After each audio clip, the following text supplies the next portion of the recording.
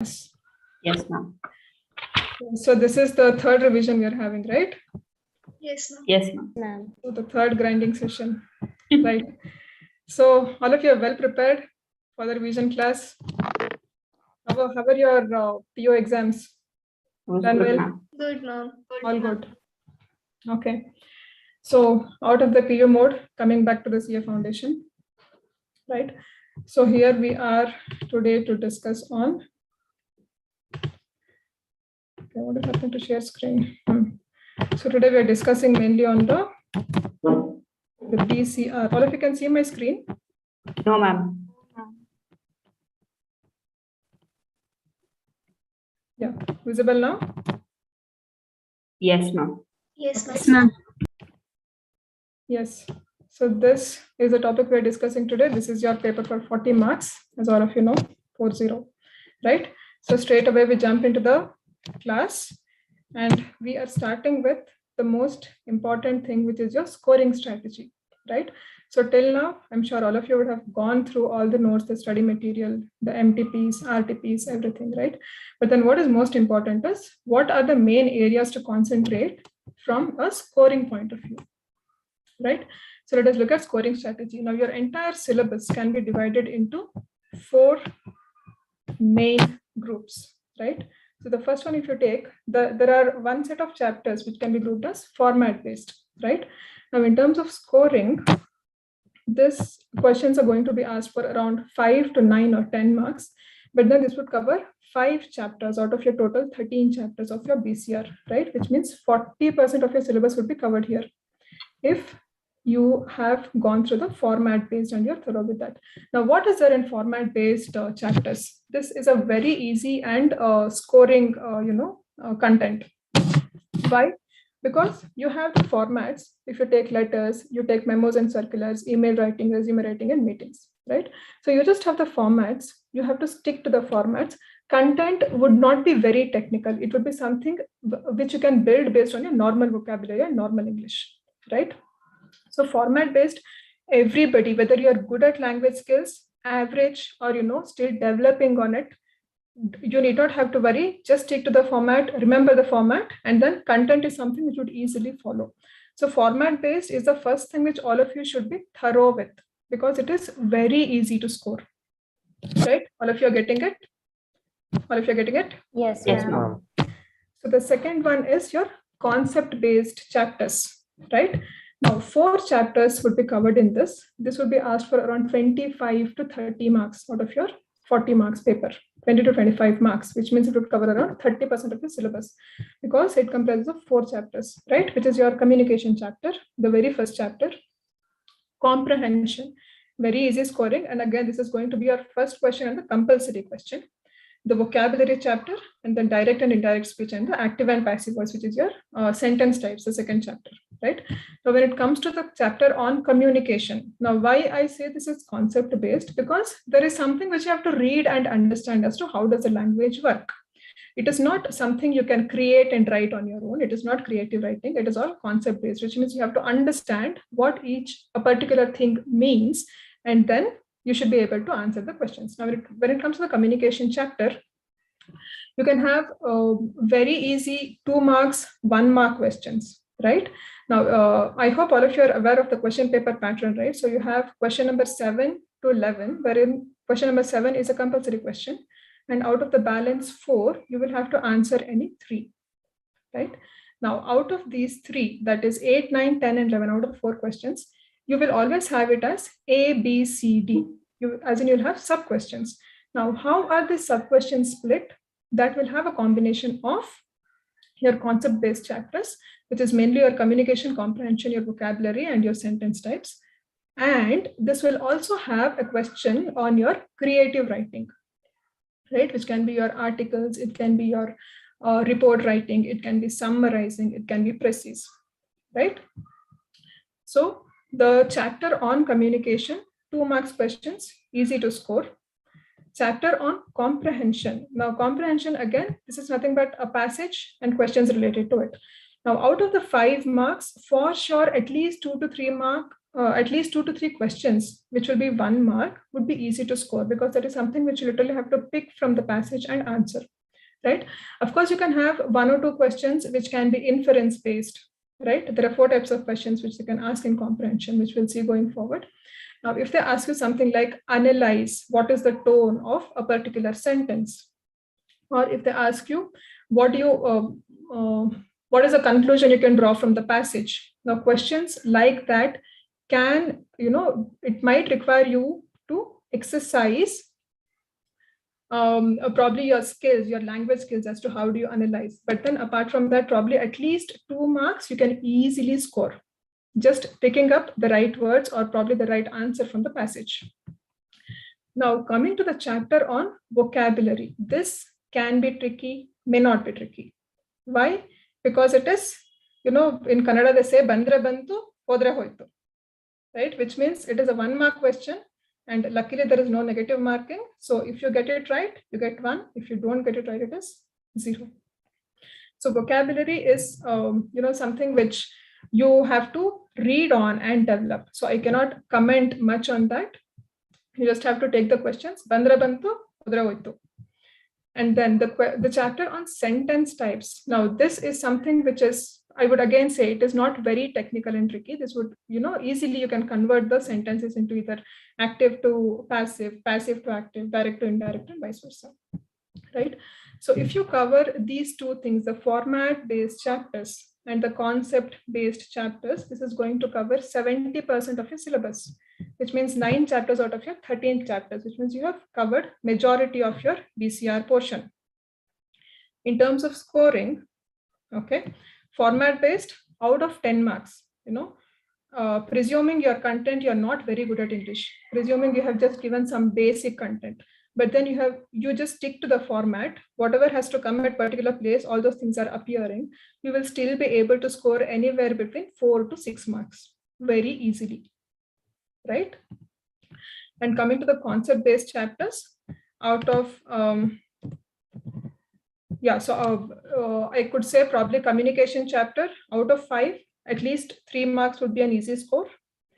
Comprehension, out of 5, at least 3 marks would be an easy score. Vocabulary, I would say probably 3 marks out of 5 to 7, and direct and indirect speech, 3 to 4, right? 3 to the 6, it is a 9, 3 4 is a 12, right? So at least 12 to 15 marks for an average student is what I'm talking about, right? So you concentrate too much on law because probably you're finding it too technical, or probably you're finding it time consuming and you're not able to spend much time on BCR. I'm sure though that is not the case because you've gone through multiple sessions of revisions, right? So worst come preparation, even if you have, this is the average or the least which you can easily score out of the format based and the concept based chapters, right? All of you are with me? You're getting it? Yes, ma'am. Yes, ma'am. So then we see the next part, which is the creative or the content writing. Now, what are the chapters covered? It is your article writing and report writing. Now, this would be asked for say 5 or 3 marks or 4 marks. Now, what is the testing here? This is your actual English test, right? Wherein they're testing your language skills. What do? They just give you one topic. They give you what is the word limit, and then you have to develop on the topic, right? So this is where your language skills would come into picture. Now, considering you're a person who is very good at language, who is very good at English and articulating things, out of 5, for sure you can score 3 to 4 marks. You're an average person, 2 to 3, right? So now language skills is, this portion and the next one, there is a summarizing section. These 2 are something which would require more and more practice from your end, unlike the format-based and the concept-based chapters, right? So since you still have time, in case, you find yourself to be lagging on these 2 sections, I would please request you to at least just read through all the questions which you have in your previous year MTPs, RTPs. You just read through that, read the question, read the answer, 1 or 2, and then start writing it on your own. You'll be able to do very well in this. Coming to the 4th section, which is a summarizing. Now, this will include your summary writing, which is again a compulsory question, which would come in question number 7B, right? So the question will always be note making plus summary, compulsory question. And then Prezi writing. and then note making. So here you'll have two compulsory questions, which you do not have an option. You will have to attempt, right? Now, out of this, summary and précis is again testing the language skills. Note making, not much on language skills, but then how are you able to understand and shorten or summarize the information in a presentable way is what they're testing in your summarizing chapter, right? So now if you're purely looking at it from a scoring point of view, the format based and the concept based chapters are what you'll have to concentrate more, right? That does not mean you're leaving out these two. You're equally concentrating on these parts as well, right? Okay, so any questions on this? Any questions? All clear? Yes, ma'am. Okay, so now we start with the chapter wise concepts, right? So the very first chapter is communication. So what is the meaning of communication? Anyone? Yes. Meaning of communication, it is exchange of information. Then you'll have a sender, you'll have a receiver. So the sender, the message he's sending is called as encoding, and the person who's receiving is called as decoding, and then you'll have a feedback, right? So this is the communication process. Now coming to the broad categories or types of communication. So you have based on medium and based on style. So based on medium, again, verbal, non-verbal, and visual, and the further categories there. And then basis the style of communication, you have formal and informal. Now under formal, you have vertical, horizontal, and diagonal. And informal or a grapevine communication is nothing but passing of information by word of mouth, right? So this is just flow of information from one person to another. May be true, may not be true. It can be rumors or it may not be so, right? Then essentials of oral communication. Now this part, they can ask you for a question of 2 marks or 1 mark, right? So how do you need to prepare for this? When you go through your study material, just see, what is the explanation they give for this particular pointer. Say under pronunciation, what are they talking about? Under listening and conversation, what are they talking about, right? So it can be a 2 mark question or a 1 mark question. Next, we have the very important networks of communication. So network, as all of us know, is the method or pattern used to pass on information within an organization, right? So we have 5 networks here: vertical, circuit, chain, network, wheel, and spoke. Now quickly, who will tell me what is a vertical network? What is a vertical network? Passing on information from Upward to Downward or downward to? Yes, upward to downward, but then there is always a hierarchy there, from a superior to a subordinate. So that is a distinguishing point. You always have a hierarchy and the information is flowing from top to bottom. Circuit network. What is a circuit network? Circle Come again? among the team members. Among the team members, right? So here also, even in a circuit network, the members involved would be 2, but then it need not necessarily be a superior and a subordinate, right? It can be among the team members, it can be among peers. Third one is chain network. Now chain network is one wherein you will have a hierarchy and also number of people involved will be more than 2. As in you'll have, probably you may call him as a leader. He'll be communicating the information to one person, and then that has to pass on from that person to the person below him, whoever is assigned. Then you have star network. What is star network, anyone? What is star network? It is a network in the form of a star, right? Which means you have open and free communication. So there are no barriers. You do not have any hierarchy there, right? Any person is free to communicate with other person in the team or in the organization. And the last one is wheel and spoke network. Now the difference between star and wheel and spoke is, so the number of people involved can be multiple under both the things, right? But then in wheel and spoke network, you always have one person who acts as a lead, who is communicating with everybody else within the organization. Whereas in a star network, you do not have any such leader or, a single authority kind of a person. So that is the main difference between a star network, and a wheel and spoke network. Network of communication, there can be a question for 2 marks, right? As in elaborate on vertical network, elaborate on circuit network.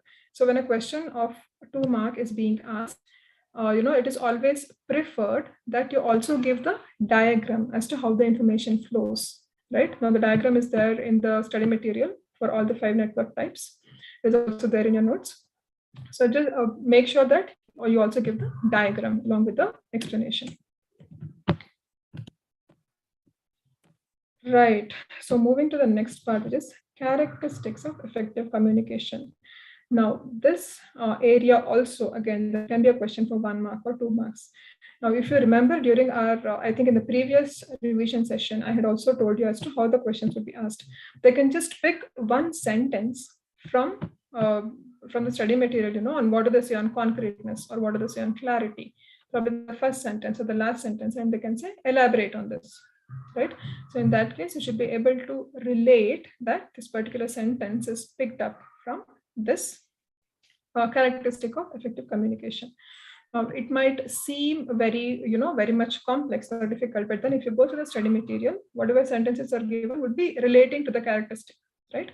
So it wouldn't be very much difficult to relate to which aspect I've been talking about. This can be a question for 2 marks. 1 mark may not be, but 2 marks, yes, it can be asked out of the answer 3 out of 4 questions, the sub questions, right? So then comes the most important part in the first chapter. What is this? What do all these things talk about? Barriers to communication. Barriers. Yes. So can you name the barriers from the images? Okay. What is this one? Sign. What is this one? And This is a cultural barrier, right? Now the symbol, if you show like this, it can mean different things in different countries, right? So that comes from difference in culture. What can this be? What barrier can this be? physical barrier. Physical barrier, right? What barrier can this be? Social. Come again? Social barriers. Social barrier. No? Cultural barrier. Perception. Perception barrier, right? Because if you look at the image here, this looks like infinity from one side, it looks like 8 from another side, and depending on how you are looking, it can have different meanings. So what barrier can this be? Organizational structure. Correct. This one? Psychological barriers. Psychological. Any other answers? Emotional barrier. Emotional barrier, right? What can this be? Psychological barrier. It's not psychological. It's Physiological barrier. Physiological. Now, please keep this in mind. You do not have a psychological barrier in your barriers of communication. You have physiological barrier and perception barrier and physical barrier, right? So there are 3 P's: physical barrier, perception barrier, and physiological, not psychological. What does physiological mean? Physio means relating to your body, right? So anything which is relating to body, an ailment related to body, and because of that you're not able to communicate effectively, that is a physiological barrier. So if you see here, this person is having headache, this person is having fever, he is having some other problem, right? So because of all these things, they're not able to communicate effectively. This is a physiological barrier. What is this? Attitude. Right? What is this? Technological barrier. This one? Language. Language barriers, right? So with that, we cover the 10 barriers of communication, which is physical, organizational structure, language, cultural, attitude, perception, emotional, technology, physiological, and gender barrier, right? Please remember, there is no psychological barrier, it is physiological barrier. Psychology is related to your mind. So there is no mind involved, there's only body involved, it is physiological barrier, right? So I think with that, we covered the first chapter. Any questions, any doubts on the first chapter? Okay, all good. So then we move to the next chapter. What is this? Vocabulary. Exactly. It is not vocabulary, it is vocabulary. Okay. Now, you have 4 types in this: listening, reading, writing, and speaking. And then the types of vocabulary. A very short chapter, but then easy to score, right? Provided you're able to understand. Now, what are the types we have under this? Connotations and jargon word. Connotations are related to the feelings or the emotions attached to a word. Jargons are the technical words. Idioms, synonyms, antonyms. Now, see these part, the collocation, phrasal verb, prefix and suffix, root words, and loan words, right? So the last 4, not very commonly questions would be asked, right? So these are very rare things, but then just know what do they mean. Know what does each of the thing mean. You know, they can, even in the comprehension, they can ask you a simple question as a prefix or a suffix, right? What is a prefix, or what is the prefix of a particular sentence? What is the suffix of a particular word, right? So mainly questions are asked on synonyms and antonyms and idioms from this chapter. Does not rule out that other things are not asked. These are generally asked: idioms and synonyms and antonyms, right? So let us look at some of the examples. Let's see if you'll be able to answer. So choose synonyms. Let me know which is the right word. So the word is empirical. Options are spiritual, royal, practical, theoretical. What can be the answer? Royal. Theoretical? Yes? Theoretical. Theoretical. Any other answers? Practical. Practical. Right. Next one, perseverance. Options are exception, reflection, conservation, determination. Determination. All of you have a determination? Right. So determined for your CA Foundation exams. Next word, abdicate. Defer, acknowledge, isolate, give up. Give up. All of you will give up? Right. Rejuvenate. Paradox, Refresh. make, stale, refresh. Any other answers? Anybody saying stale? Okay. Refresh. Fostering. Nurturing. Nurturing. Any other answers? Anyone else? Anyone else? All of you with nurturing? Right. Delightful. Charming. Charming. Credentials. Principles. Principles. Trustworthiness. Other options are Trustworthiness. trustworthiness. Trustworthiness. Any other answer? Anyone saying unreliable? Okay, so the answer is trustworthiness. Now, how many bandre bantu, hodre hoitu? I think practical, most of you got it right. Determination, give up, also you got it right. Credentials, some of you missed. And I think one more, perseverance, abdicate. Abdicate, I think some of you missed, right? Otherwise, other words mostly are, something which you would have heard of, not, something like a uncommon word, right? So now let us look at idioms. To drive home. Find one's route, emphasize, return to place of rest, back to original position. Emphasize. Emphasize. Any other answers? To drive home. Okay. So the answer is to emphasize, which means give special importance or value. Now, the moment you listen to drive home, all your ads, all your car ads would come to your mind, right? Santro, Hyundai, everything, drive home. It is not that drive home. In terms of idioms, it means to emphasize, which means to give more importance or highlight the importance of a particular thing.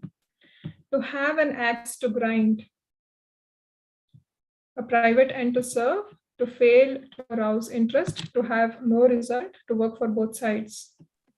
Have no result. Have no result. Okay. Any other answers? What can it convey? To have an axe to grind. Can you grind an axe? No. So the right answer here is a private end to serve. What this idiom means is you have a strong personal opinion of yours. There is something which you personally believe is, is the right thing, and you are convincing others to accept it. That is what it means when they say I have an axe to grind, right? Which means it is a difficult thing, but then you want to do it. Next one, to be up and doing. To be actively Actively Yes. This is easy one. Jot and title.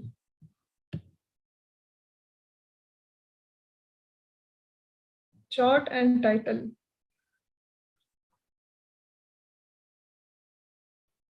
Highlight the heading, note down everything, smallest detail, whole thing. smallest detail. Come again, Anjana. Smallest detail. Yes, heard of that? Heard of that word? Anyone? If you all remember, in your resume writing chapter, this word is there in your notes, right? Jot, and in your resume, the context in which it comes is when you're writing a resume, you do not have to provide the details of everything, right? You just have to highlight as to what is the important thing.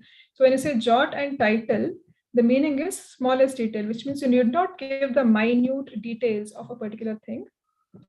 Just give the highlights or whatever is the important thing. Run into rough weather. Encounter difficulties. Encounter difficulties. Hole and corner.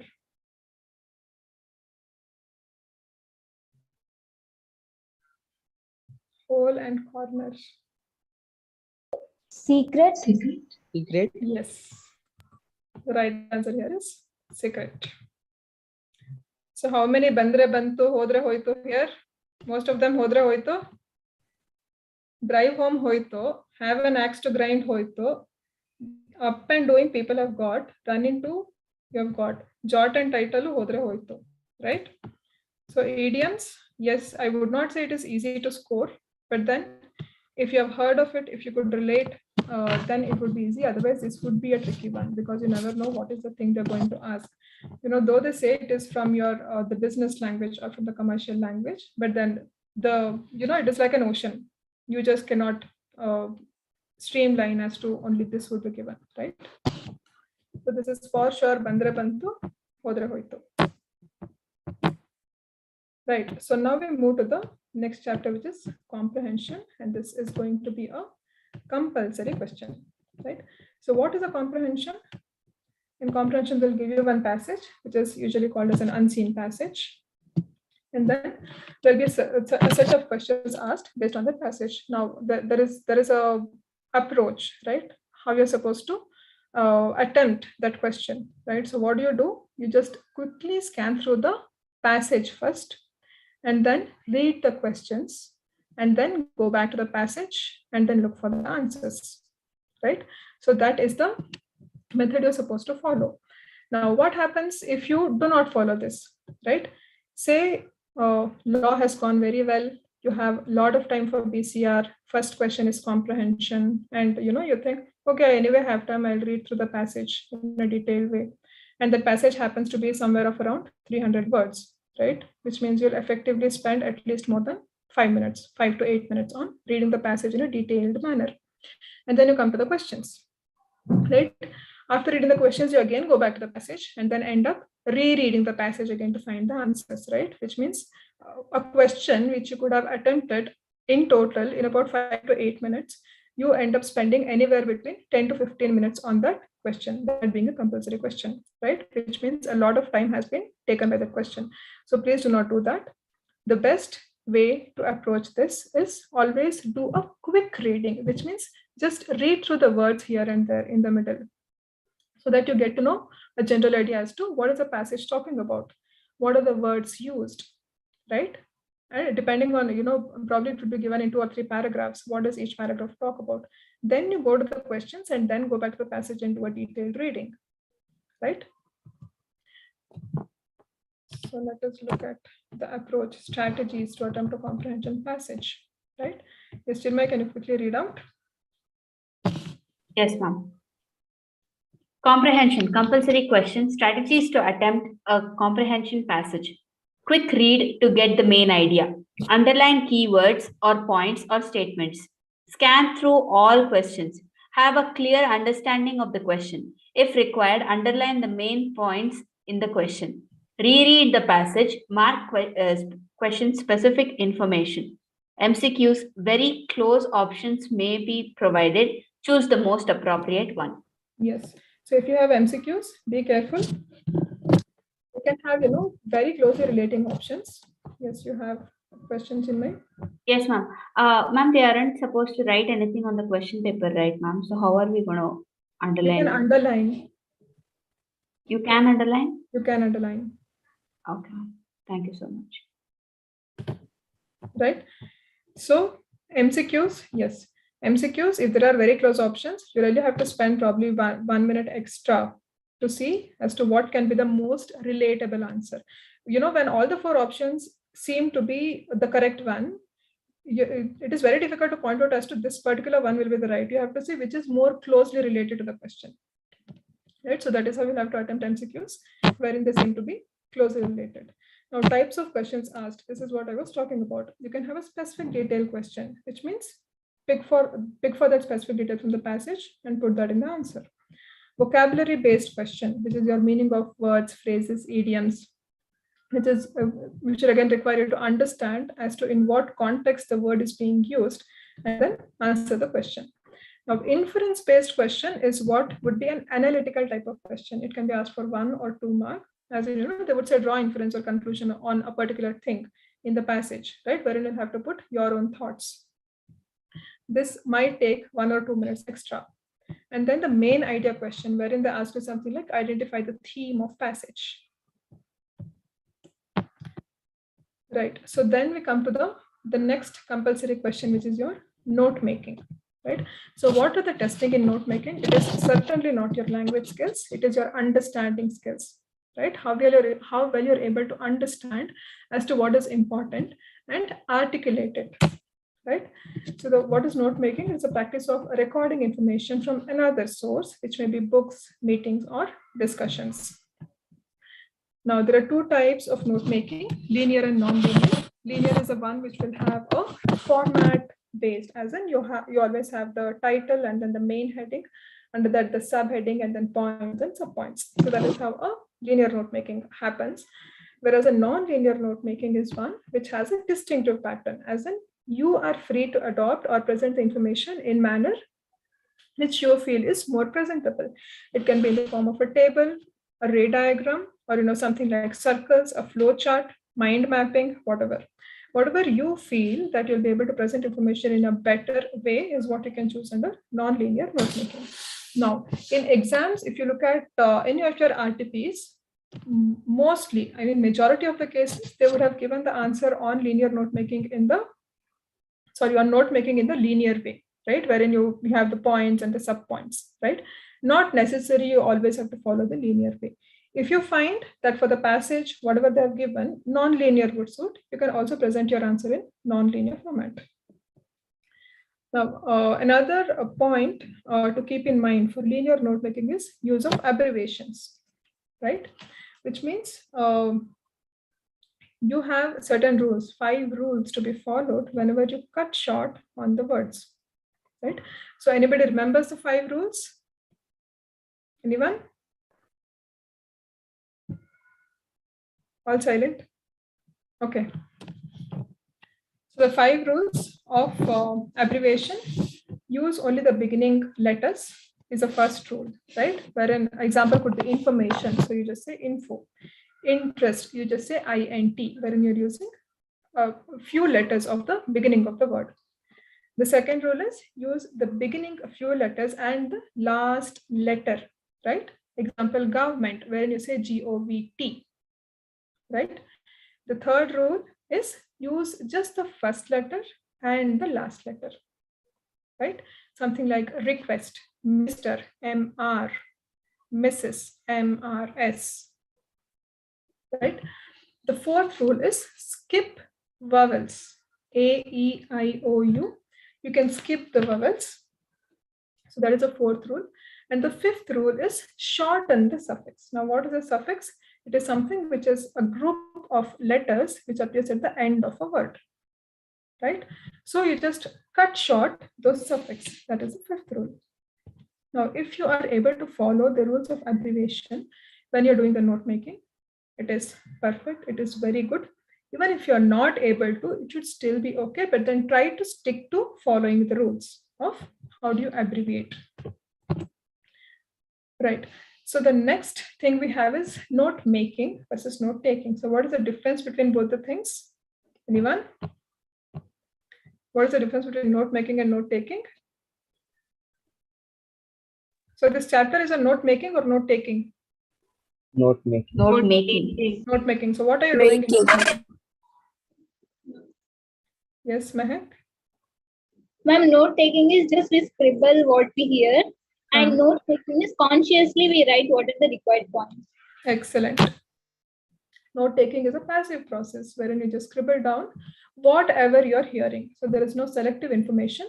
It is unselective. I mean, whatever is, the best example would be making notes in the class, wherein whatever the faculty is saying, you just write down everything without filtering or, without consciously thinking as to what is important, what is required, what is not required. Whereas note making is an active and a focused activity. Now, why do you say so? Because it is not something which is done in a hurry. You read through the content carefully and then pick as to what is the thing which compulsorily has to come, which properly represents the information, right? So it makes it easier to distinguish between important issues and details. Now, always note taking should lead to note making, because note making is more refined in terms of information, whereas note taking is, I would say, it is all abstract information. Now, what are the strategies for effective note making? Yes, Mehak, can you read out? Mehak, can you read out? Yes, ma'am. Strategies for effective note making. Read the text twice, identify the main idea and draw important points. Look at how the main idea has been presented or developed and frame a suitable title heading. Be brief and specific, skip examples, write short points in logical sequence, which should be complete information. Indentation, appropriate spacing between headings, subheading, and sub-points. No personal interpretation. Do not change the author's intended meaning. Abbreviate most often used words. Yes. So strategies for effective note making. Now, the main point here is no personal interpretations, right? Of course, in note making, you do not have the liberty to put your own thoughts, unlike a summary, wherein you are free to give your conclusions and opinions. So you just have to pick from what is given in the passage and give a crisp version of it, and abbreviate most often used words. You can very easily and comfortably skip any of the examples which they have given, because in note taking you just have to convey the main theme or the main idea, which is called the central idea. Right. So let us look at one example. Yes. So do you want somebody to read out the passage, or you'll read it on your own? Or if you're reading it on your own? Yes, ma'am. Yes, ma'am. Yes. So read it on your own and then let's see.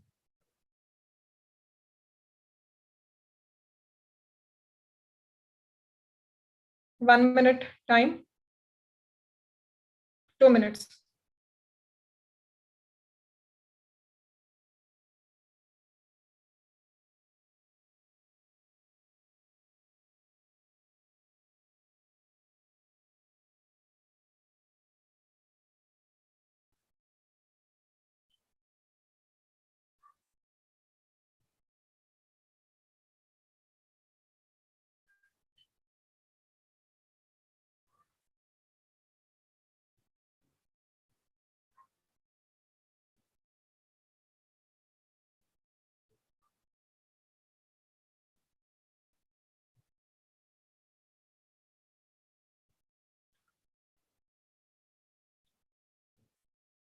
Yes, all of you have read? Yes, ma'am. Yes. Yeah. So now I don't want you to write down the notes. Just tell me what can be a suitable title for this passage.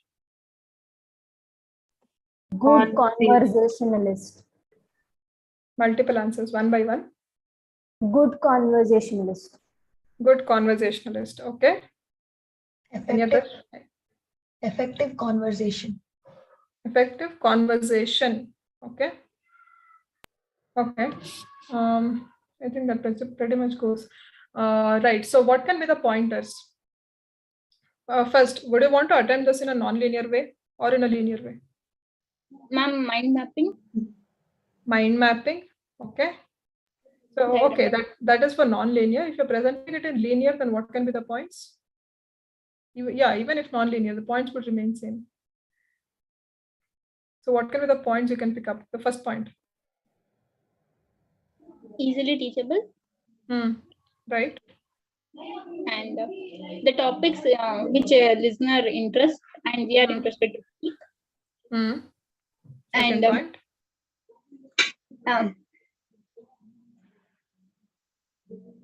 Yes. Anyone else? Maybe we can exclude the specific part about hobbies and instead generalize it. So we say the first point would be easily teachable. Then we say the steps or necessities to become a good conversationalist. Under that we have one, find a subject that interests you. Two, talk about the other fellow's interests rather than your own. Then maybe we can draw an arrow there and say secret. And then the result will be that we get a reputation for good fellowship, charming wit, brilliant mind. Yes. In those three. Yes. So that is a good way of presenting. And of course, you'll also have to give your key because you will shorten some of the words, right? Now, example, if it is fellowship, you need not write the entire thing, right? If it is teachable, you need not write the entire thing, right? Yes. Ma'am, if a word is being used only once in the passage, then isn't it shorter to just use the word there instead of creating a key for that? For example, conversation has been used several times. So maybe for conversation, we can have a key. But for teachable, since it's been used only once, then we will save time if we write it as it is, no, ma'am? Yes, you can do that as well. You can do that as well because they usually say if it is most often used, if it is repeated, then it makes sense to shorten them or to give it in the key. Now it also depends on how many times you're using that word in your note making, right? Now not necessarily every time a word has been repeated, you are using the same point in your note making as well. You're repeating that in your notes as well, right? So if you're repeating, then of course it makes sense to shorten that and use it as a key. Otherwise, it is okay even if you either reduce it or use the entire word. That should also do. Okay, ma'am. Thank you, ma'am. Yes. Any other questions? All good? Yes. Okay. Okay, so this can also be another way of presenting. Title can be the art of conversation, right? Conversation, most easily teachable art, which requires interesting subjects like hobbies. So you talk about other fellows' interest or hobby. Reputation, so that will help you to create reputation as a good conversationalist. Good fellowship, what is required to be a good conversationalist are these 3 points, right? And this is your key. Now, teachable again, as I think Harshita pointed out, you can either put this in a short form or you can use it as it is, as a TEACHABLE. Right. So moving to the, yes. There are more keywords, ma'am. Can we reduce it like more than the pointers? There are keywords. You can take out teachable. You can take out interest also. Probably you can write the entire thing. Right. Okay. Yes, ma'am. Yes, so you can reduce the number of shortened words you're using there as well. Not necessarily every long word you're using that has to be cut down. Yes, ma'am. Okay, so moving to the next part, which is summary versus précis. Now, summary is going to be a compulsory question for either 2 marks or 3 marks. Précis, it would be there in the options. You can attempt, you can as well leave it. It will come in 3 out of 4 questions. Now, both the topics are mainly testing your language skills. If you're a person who is very good at language, this could be easy for you to score. You're an average person, even in that case, the initial content, the original content is already there, right? So no way, you can get 0 marks for a summary or a précis, right? Because whatever is there, at least even if you pick at least what could I say? At least 50% of the content you can comprehend, though not 100%, right? So, even if you understand just 40 to 50% of the original passage, just put that itself in your own words. That is what would be a summary or a précis. Now, I'm saying this for an average person, if you think you're not able to use very technical words or very jargon words, or, very good sounding, a high sounding English, right? Which may not actually be required. But then if you feel so for yourself, just don't worry. Even if you give it a normal, understandable English, that is also okay. Now, summary versus précis, what is the difference between both the things? You have pointers like this, okay? Now, both are a shorter or a condensed version of a longer essay, whereas précis is shortening of original text in one's own words, as in the essay you'll have to reproduce in your own language. Writer is free to change the order for a summary, whereas for a précis, you always have to stick to the order of the original text. Summary, the writer is free to interpret and comment on the original text, whereas a précis state only the thought of the original text. The main distinction is in terms of reduction, so the word limit. For a summary, word limit should not exceed 25% of the original text, which means if you have original text of 100 words and you're summarizing it, your summary should not have more than 25 words, right? So that is what a summary means. Whereas when it comes to a précis, the word limit should not exceed 1/3 of the original text. What does it mean? If you have original text of 100 words, your précis should not exceed 33 words. So, taking it on an approximate basis, your précis can have anywhere between 32 to 35 words. Similarly, for summary, if 25 is the mark, you can have anywhere between 22 to 26 or 27 words. So, summary and précis on the face of it appears to be the same because there is original text, you have to condense it or shorten it. But then the main distinction lies in the word limit. That is what you'll have to remember. Right? So practical aspect to keep in mind for précis writing. So how would you attempt a précis writing? Anyone? There were some steps in terms of counting the number of words, how many lines it should cover. Anybody remembers? Count the number of words in first line. Count the number of lines. Multiply both. Into 1/3. Right. So when based on our handwriting, we have to count how many letters, and at the end of that line, we have to mark a limit. After that, we have to make sure that that précis ends within that mark limit. Right. So the first thing is find out how many words are there in the original text. Now, how do you do it? It is not possible to literally count word by word. So you do it on an estimation basis. Take the first line, see how many words are there in it. Right? Say you have 10 words in the first line, or say 12 words in first line, and you have 10 lines, which means totally your original text has 120 words. Right? Calculate 1/3 of 120, which is 40 words, which means your précis can have anywhere between 38 to 42 words. Right? Now, what if your précis has 36 words? That is also okay, as far as you're able to convey the main idea of the original text.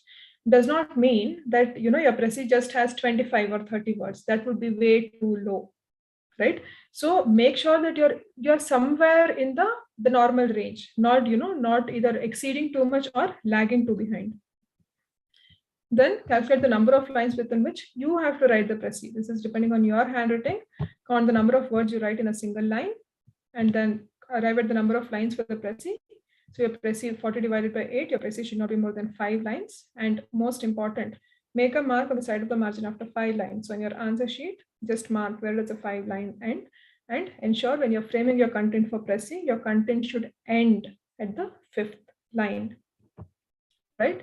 So, if you have this kind of a marking, though you're exceeding, probably the content you frame in your mind can come to around 8 lines. But then when you see that mark of 5th line, you tend to reduce. You tend to think more as to what is a better word I can use to convey more meaning, right? So please follow this format. Okay. So now one example for Prezi writing. You will read it on your own. 2 minutes.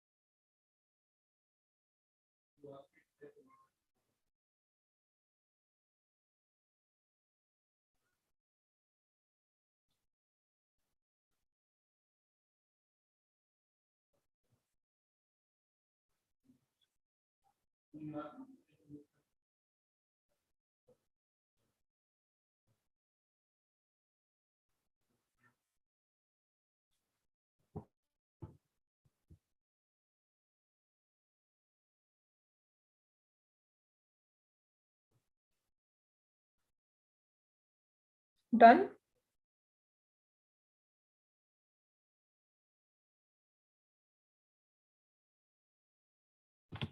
Okay, last 30 seconds.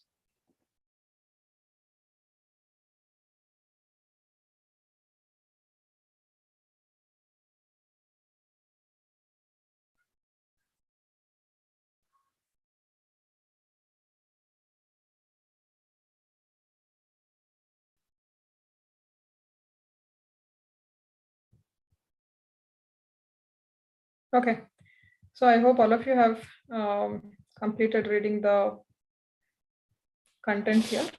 Now, I don't want you to write down the Prezi. Just answer, what can be a suitable title or heading for this content? A morning coffee. Morning coffee, okay. All about coffee. All about coffee. Indian coffee blends. Indian coffee blend is good.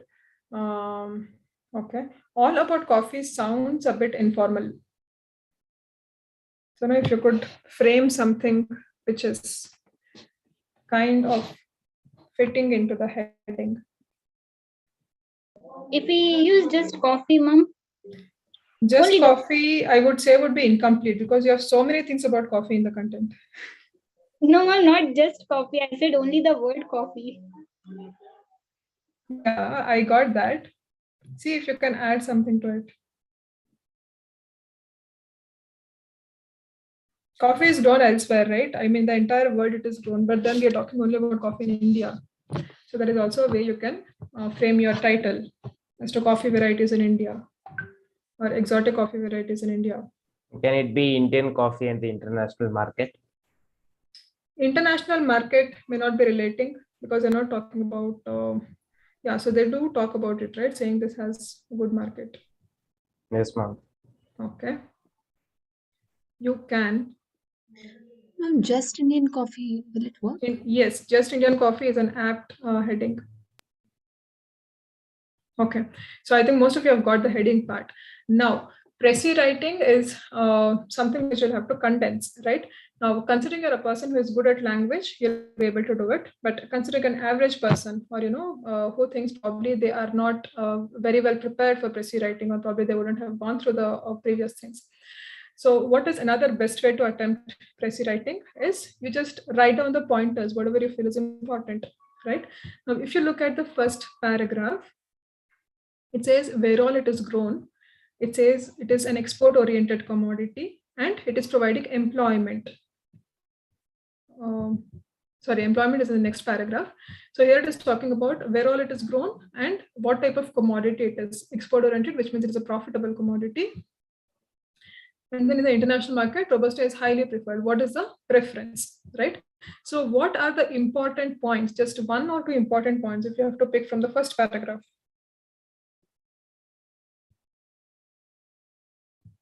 Coffee is grown in the southern part of India. Okay. A substantial quantity is exported. Right.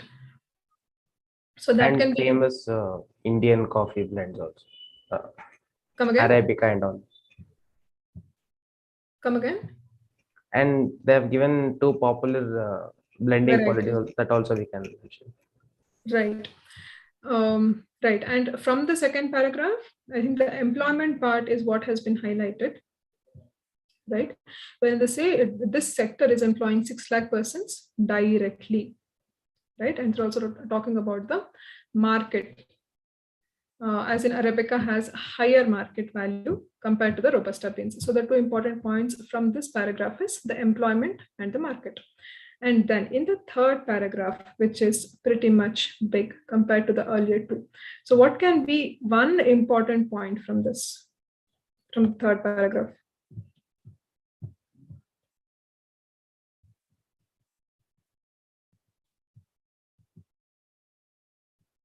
Yes. Some all are different points, Nama. They deal with different topics.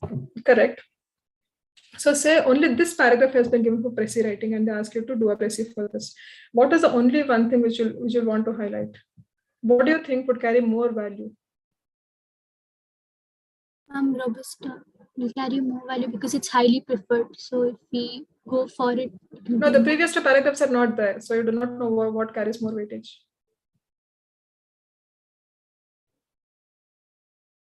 Arabica requires more care and nurture.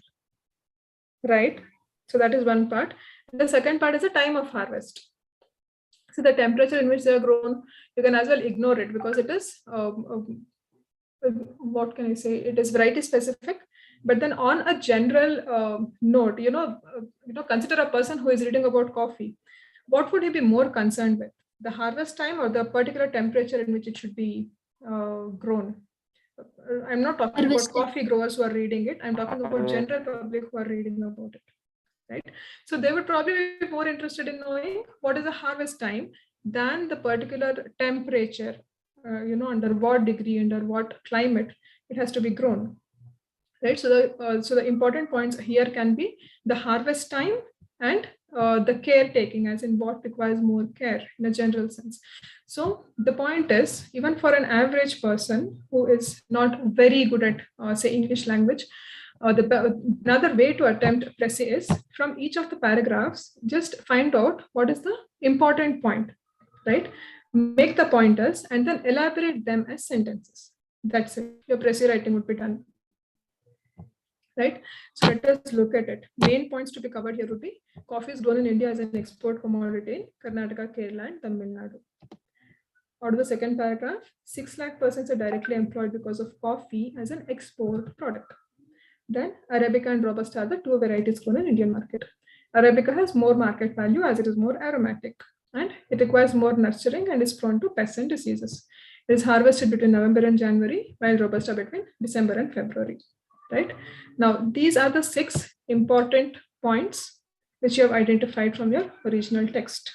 Right, so you just have to put this in the form of a paragraph. Wherever it is possible to reduce the content, you can do it. So, Manita, can you read out? Can you read out the Prezi? Manita. Yes, ma'am. From first, the main points to be covered. No, just the Prezi from the heading. Coffee in India. India grows coffee as an export commodity in Karnataka, Kerala, and Tamil Nadu. Coffee production employs 6 lakh persons directly in India. Arabica and Robusta are the two varieties grow in Indian market, and the former has more market value as it is more aromatic than Robusta. The Arabica requires more nurturing as the form of pests and diseases. It is harvested between November and January, while Robusta harvested between December and February. 75 Yes. words.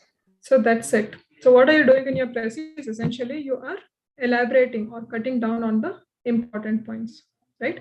So, if you're looking at the content, you feel you're not able to organize it in your mind, or, probably you're not getting the flow. This is another way of attempting it, wherein paragraph wise, you pick up what is the important point, which may probably come in your preci. Just write down the pointers and then elaborate them in a sentence. That's it, your preci is done. Right? So if you do it in this way, considering you just miss 1 or 2 points, even then easily out of 5, you can score 2 or 3. Right? Confident? All of you are getting it? Yes, ma'am. Yes. Any questions on Prezi? All of you are good. Ma'am, so in Prezi writing, when they gave us the minute details like temperature and all, if the Prezi is like, if the passage overall is long, we can omit the all those minute details. Yes. Now, had it been only this paragraph, right? Say they ask you to write Prezi for 2 marks. It is asked as a sub question. Instead of 5 marks, they ask you for 2 marks, right? And they give you only this. Then probably your temperature would also be important. But then given the 3 paragraphs, in that context, the temperature probably may not be that important. Ma'am, if it's still short, like if it's just that last para, we will still have to write only 1/3 of the original length, no, ma'am? Yes. So then compared to the temperature, there might be other important points. Since we still have that length limit, will we have to stick to it? Okay, so you're saying if only this paragraph has been given, even then temperature may not be important, considering the word limit. Yes, ma'am. Okay, so in that case, what all would you put in your Prezi? Ma'am, the last lines, Arabica is susceptible to pests, requires more nurturing. What we did earlier. Right. See, if you're able to convey, apart from the temperature part, the other points, whatever you consider is important, if you're able to cover that in 1/3, it's fine. You can also, just add one word, in case you have some room for your number of words to be accommodated. This can be grown in varied temperatures, or this has to be grown at different temperatures or varied temperatures. Okay, ma'am. Right. So if you find there is some more room for increase in the number of words, you can have it. Otherwise, you can just use the short, you need not give 15 to 25, 20 to 30. You need not give it in an elaborate way. Just convey that it is at different temperatures. That should also do. Okay, ma'am. Thank you, ma'am. So all good. Shall we move ahead? What is the next chapter? Article writing. So what is an article? It is a piece of non-fiction text. Now, what is non-fiction? It is not imaginary. It is an original thing, right? So articles and reports are mostly on an event which has already happened. So what do you do in an article and report? One event has already happened. You are reporting as to how the event took place to another person. That is what essentially is an article. Right? So you have steps in article writing as to from where do you start, how do you present things, right? So you have 5 steps. Step 1 is identify the target audience. Step 2 is identify the purpose of writing. Now, target audience, if you're writing it to school students, if you're writing it to college students, if you're writing it to people who are in research field, or if you're writing it to general public. So depending on your audience, your content would vary. Identify the purpose of writing, right? So this will be largely dependent on your target audience. The third step is collect and select information. Of course, there'll be so many things which would have happened in an event, right? Not necessary you report 100% of it. You can just give a bird's eye view as a summary as to what actually happened or the important points. The fourth step is organize information sequentially and logically, right? As in the inauguration happens first and then the sequence of events or probably the stage function and then the vote of thanks. You cannot start with vote of thanks in your article, right? And the last step is once you have organized all the information, write the article for yourself. So article writing, yes, can be a question for 3 marks or 4 marks or 5 marks. Usually for 4 to 5 marks, 3 marks, it's, I haven't seen, probably it would be asked or probably very rarely asked. Article and report, they will give you word limit. You will have to stick to it. Not much of a deviation. Report writing is also same. So you have 3 types of reports: newspaper, magazine, and formal or official report.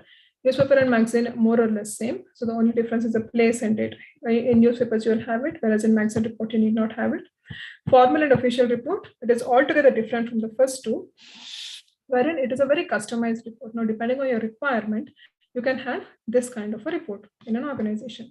Some of the examples could be audit report, sales report, annual report, or report on a particular product or a particular meeting with a client. Right. Let's look at some of the points to remember. So you have some specific points and some general points. So who would read out? I will, Mom. Yeah, go ahead. Points to remember, specific points. Reports are objective. Suggestions and recommendations should be purely based on facts and data. No subjective views.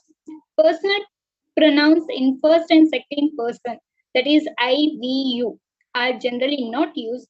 Passive voice is preferred for newspapers and magazines, while active voice for official reports. Past tense is used as reporting on events happening which have already taken place. Technical jargons may be avoided if necessary to include add a glossary. General points. Bear in mind the target audience, language, clear, concise, and to the point. Avoid long sentences, vague information, and irrelevant material. Arrange the information logically and sequentially. No grammatical errors. Proofreading preferred for accuracy. Yes. So specific points and general points. General points is mainly on your first chapter, right? Clarity, conciseness, avoid long sentences, no grammatical errors and all those. Specific points is something which you have to take a note of, right? In terms of tense to be used, which voice to be used, whether you have to report it in active voice or passive voice, whether jargons have to be used. Now, suppose, you have to use a word which is a jargon, right? So if there is no other go, if only the jargon fits there, then you can as well use it and then add a glossary. Glossary is something like a key for a note making. So in glossary, you say for this word, this is the meaning, right? So if you have to use a jargon, add a glossary, or else if you can avoid it, it is well and good. Because article and report writing, the intention is, even a common person, general public, whoever reads it, should be able to understand. Right. So now we come to the format-based section, which is your letters, emails, meetings, resume, and everything. So any doubts so far? All of you are good? Okay.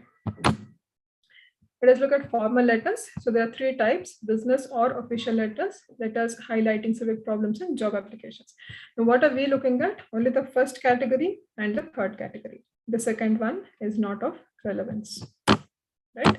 So let us start with points to note while writing a formal letter. What are the things to keep in mind? First and foremost, use specified format, right? So you have 7 different types of letters, right? So the format more or less remains the same. You will have from, you will have salutation, then the content, and then the closing, complimentary close, all those. So the format more or less remains same. Given additional line between paragraphs as no indentation is used. Now this is all general thing, from a presentation point of view. State reason for writing in the first paragraph. So if your very first paragraph is highlighting the reason as to why you're writing this letter, that would make more sense for a reader than reading through the entire letter, not able to understand, and then probably go back to the previous correspondence and look at why is this letter being written. Add details that will make receiver's task easy, something like a reference number, right? Or, if you're writing to a service center, mention the model number, year of manufacture, invoice number, etc., so that he'll be able to trace back in an easy way. Refer to previous correspondence, if any. Now, coming to the formats, right? So what is the general format of a letter? First, you have sender's address, then you'll have the date, and then the designation, followed by address of the addressee, that is the person to whom you're writing. Then you'll have the salutation. What is salutation? Dear it is your respected. Come again? Dear or respected. Yes, it is what you're addressing to the receiver. Then you'll have the subject, content. Content will be split into introduction, body, and conclusion. In the introduction, you're always supposed to say as to why you're writing this letter. And then body, elaborate on the content. And then the conclusion as to what is it you're looking forward for from that person. And then a complimentary close, which is usually yours faithfully, yours sincerely, thanking you, whatever. Followed by a signature. Signature makes sense to have your complete details, as in your full name, followed by your address and your contact details, right? Which is your email ID and your phone number. Now, considering all this is in a business context, right? That is what we're doing in a business communication. Yes. So now coming to the types of letters. So what are the types of letters? You have 7 different types. The first one is letter of inquiry. Now, what is letter of inquiry? Your inquiry means asking, right? So you're asking about something. What are the important things to include in a letter of inquiry? You have to say, who are you? What is your requirement? And what is the timeline? Timeline as in within what time you want this information to be coming in. And then, so once you're satisfied with the inquiry, once you're satisfied with the information you've got from your inquiry, the next thing is to place an order, right? So you're inquiring for a specific product. So you go to the vendor and ask for a specific product, specific details. Then he provides you all those things, you're satisfied. So what is the next step? You place an order for the product, which is an order letter. So this is usually from the buyer to the seller requesting for delivery of goods. It must contain information about product, delivery, and payment. So these are the 3 important things which have to be there in your order letter. First thing is about the product. So you specify the number of, probably the number, the specification, the quantity and everything. Delivery, the terms of delivery, where do you want it to be delivered, when, on what terms. And third one is the payment, the mode of payment, whether you would pay something in advance and make the balance payment later, whether payment would be in cash, check, bank transfer, whatever. The third one is letter of complaint, right? So you've got the product and you're not satisfied with it. So what happens? You write a letter of complaint about your dissatisfaction about the product. And then comes the reply to the letter of complaint, wherein from the company side, the first step is always to apologize, which means you say, we are really sorry that something has gone wrong because of us. Then you address the issue wherein you state your understanding of what has gone wrong. Then you say, what is corrective action, as in what is the thing you will do to ensure this issue is addressed. And then you give reassurance, as in state that we will ensure this will not happen in future. The fifth one is promotional letter. Now, promotion letter and sales letter more or less are same, right? Wherein you're providing details about your, say, a particular product or a particular offer you have during a timeline. And then you ask your consumers to participate in that. The last one is recovery letter. Now, if a recovery letter is asked, you really have to be very careful on how do you choose your words, right? Because always recovery recovery has to happen without annoying the customers, as in, there is something pending from the customer, but then you cannot be using harsh words on the customer to recover the amount due, right? So that is why you always have 3 stages for a recovery letter. You send a gentle reminder first, right? Wherein you say in a very polite language that this is due from you, it is still not recovered, please pay. If there is no response, then you have a strong reminder wherein, you probably make a very authoritative statement saying you will have to make the payment within so and so date. Now, even after that, if there is no response, then you go to the legal action course, right? So from your examination point of view, probably the general reminder or a strong reminder is what will be asked. Right, so any questions on the types of letters?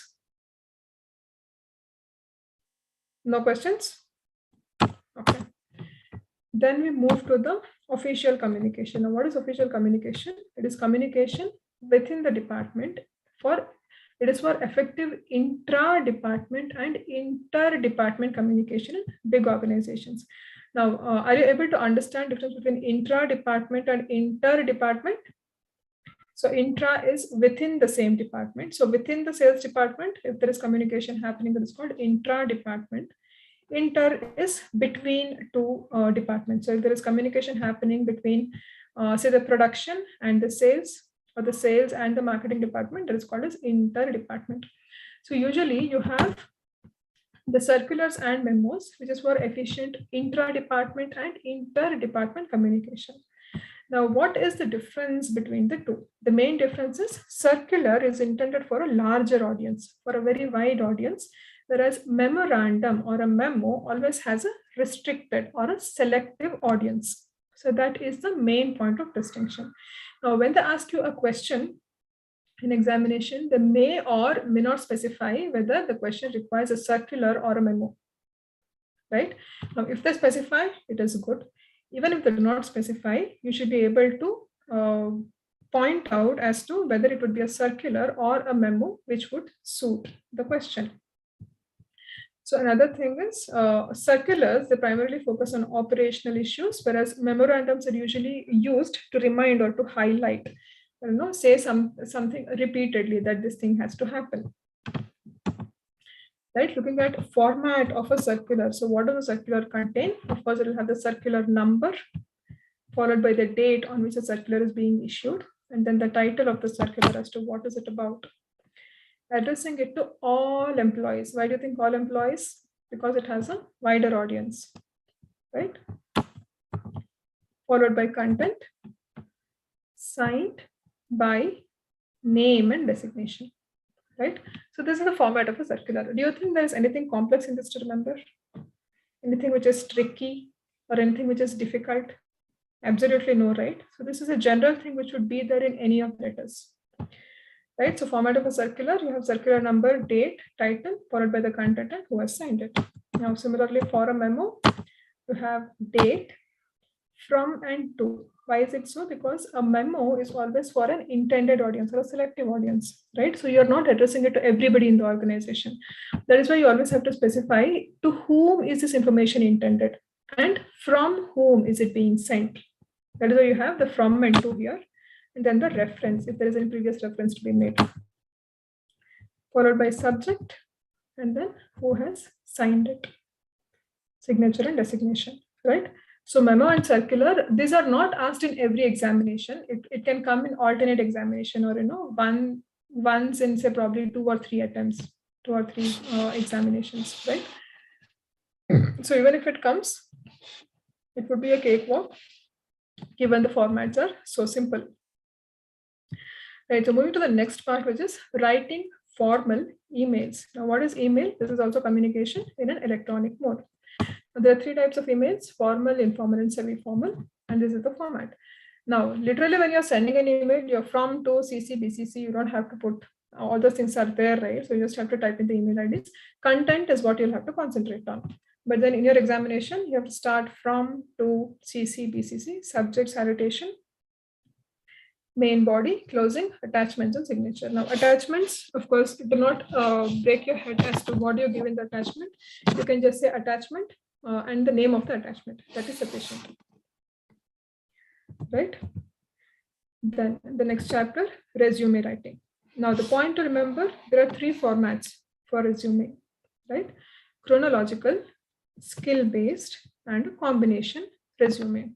So what is a chronological resume? It is one which emphasizes more on your job title, right? So probably you give your employment history, or probably you give your education history at the beginning, and then you follows the skill set, or what is your area of specialization. Unlike a skill-based resume, wherein you're mainly talking about your skills as to what is the thing you have learned from your previous organization, and then you move to the academic part. Now, a combination resume, as it says, is a combination of both the things, wherein you start with skills and then end with the education or the academics part. Now, SWOT analysis is something which would be relevant when you are preparing a resume for yourself, right? From an examination point of view, know what does SWOT analysis mean. What is SWOT? Anyone? Strengths, weakness, opportunities, right. So strengths, weakness, opportunities, and threats. So if you have done a SWOT analysis from a practical point of view, when you're preparing a resume for yourself, it would be easy to frame down your strengths and weaknesses so that you can prepare an effective resume. But then from examination point of view, maybe meaning may not be more than that. And then the most important thing for a resume is a cover letter, right? So what is a cover letter? It is something like a trailer for a movie, right? So KGF 2 recently released. So they'll show you the trailer first, right? So that you get interested, you feel interested to go and watch it. So cover letter is something like that, wherein you're supposed to give just the highlights or the main idea as to what has been your background, what has been your area of specialization, and why are you looking for this particular, or why are you applying for this particular job. Yes, so cover letter, if asked, it is the most important thing. Now coming down to resume. What are the things a resume should have? It should definitely have your personal information, that is your name, date of birth, contact details, career objective, which can be a one-liner or a short description, say a short paragraph. It should have your educational qualification, work experience, articleship and volunteering details, certification, awards, achievements, if you're having any other extracurricular activities, other interest and reference, right? So this is how your resume would cover. Now again, resume and emails also, not every examination, either alternative examination or once in 2 or 3 examinations, right? If asked, this can be for 4 or 5 months. So again, stick to the format, not high funda content, not much of a technical English content. Yes, Mehak? Ma'am, in exam paper, they will be specifically mentioned that what we should write, like cover letter or resume or both. They will usually ask for a resume. Cover letter is not generally asked. But then if it is required, they would specify. Okay, ma'am. Okay. Any other questions? Ma'am, and memos and circulars, the date we write, the same day of exam can we write, ma'am, like present day? Resume date? No, ma'am, circular and memo. Yeah. You can have the same date. Okay. Okay. So then coming to the meetings. So what is meeting? Meeting is where few people are meeting. They're coming together to discuss on a particular issue. Now, there are 3 important things in meeting. Meeting in corporate setting is of 2 types, which is your organizational meeting and operational meeting, right? So what is organizational meeting? It is meeting between management and shareholders, whereas operational meeting is between management and employees. So that is the main point of distinction. This can be a question for a 1 mark or a 2 marks, right? This can be a simple question for 1 mark as well, as in what is an organization meeting, or if they ask you a question for types of meetings, then it can be a 2 mark question, right? Wherein you just have to say, what does it mean, and give some examples. Right, now most important thing, meeting includes 3 things, which is agenda, your minutes of the meeting, and your action taken report. So what is agenda? Anyone? What should be discussed? What should be discussed in the meeting? Right. What are minutes? Points, noting down what are the important points done in the meeting. Yes, or you can say what actually happened in the meeting. Agenda is you note down as to what we have to discuss. Minutes is you note down what all has been discussed. And then ATR, what is ATR, action taken report? What should be done? Yes, what should be done, whether it has been done or not, is an ATR, right? Quickly, let us look at the formats. Agenda. So you have the meeting title, meeting information. Now, what is most important for agenda and minutes is the attendees, right? Who all are going to attend the meeting. Date and time is a general thing. Location is also a general thing. Attendees is, something of relevance and of importance. And then how you present the agenda. It can be either in the form of a table or just as pointers, or, you can also have it as a paragraph if you want to give a little bit of background on the discussion which is going to happen. And then at the bottom, this part is something which you'll have to remember. For an agenda, it always reflects as convened by, as in meeting is being convened by so-and-so person. What do you mean by convene? Which means it is being held, or this agenda is being sent by so-and-so person. So for an agenda, the word to be used is convened by, right? Moving to the minutes. Yes, so in the minutes, again, attendees is the most important thing, because possible some people are there, some people are not there. Now, whoever is not there, they can have a difference of opinion on the subject which has been discussed, right? So whether they can voice their opinion at a later point in time is something which will have to be considered. Now, for that, you'll always have to go back and see if that person was present at the meeting.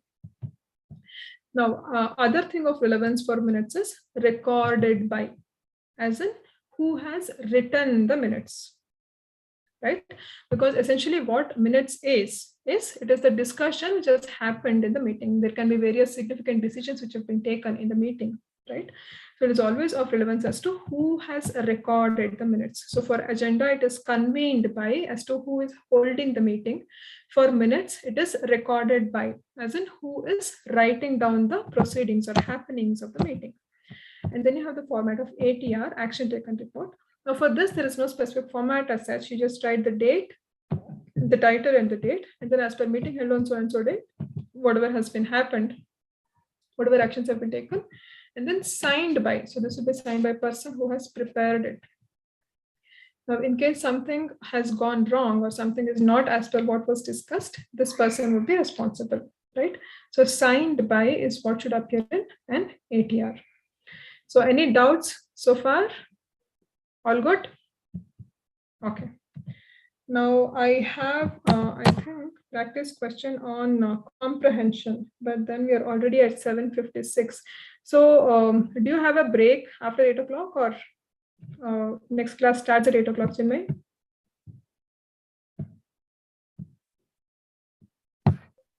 I did it, ma'am. Can you hear me? Do you have a break after 8 o'clock or next class starts at 8? We have a class at 8, but Okay. sir will be joining after your class to speak. So everybody stay back after your Okay. Okay. So this is a comprehension question, and there are only MCQs I have for this question. So quickly just read through this passage.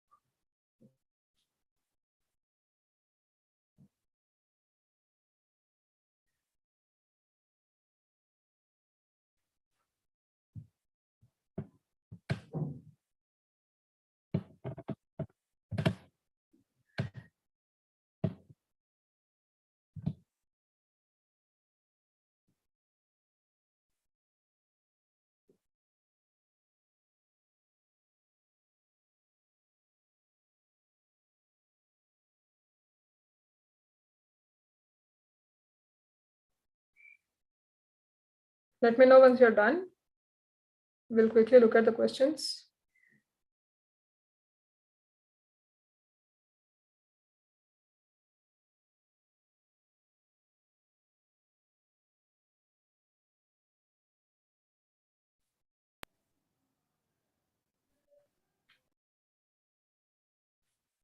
Last 30 seconds.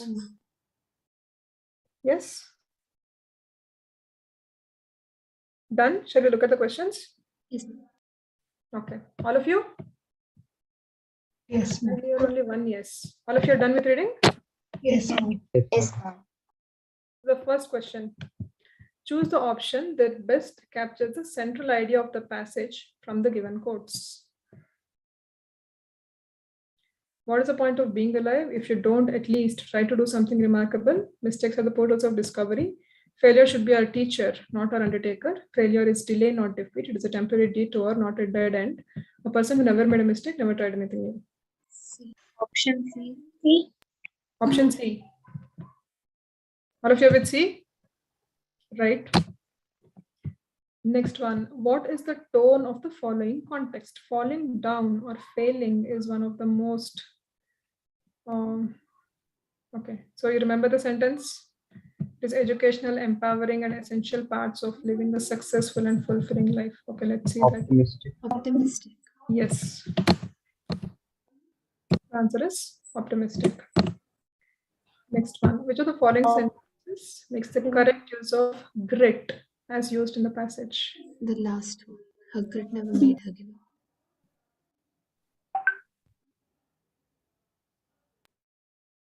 Yes. Her grit never made her give up. Option D. Right. Next one. Suggest a suitable title for the passage. Falling down and getting up. D. All of you with D? Good. Yes. Next one. Choose the option that correctly states the meaning of social intelligence as implied in the passage. Knowing one's surroundings. Knowing one's surroundings. Knowing one's surroundings? All of you with D? No other answers? Maybe B. Sorry? Option B. Option B. Yes, the right option. The right answer is actually option B. Now, why is it? If you go back to the sentence on social intelligence, somewhere here it is, right? The 6 characteristics. The other 6 are curiosity. Yeah, so it talks about Self-control, social intelligence. exactly. So it says you have to be aware of yourself and also your surroundings, right? So, right. So with that, we come to the end of the revision class. So any doubts, any questions on whatever we have discussed so far? All clear? 40 marks done for sure? Yes, ma'am. 40, 38, how much?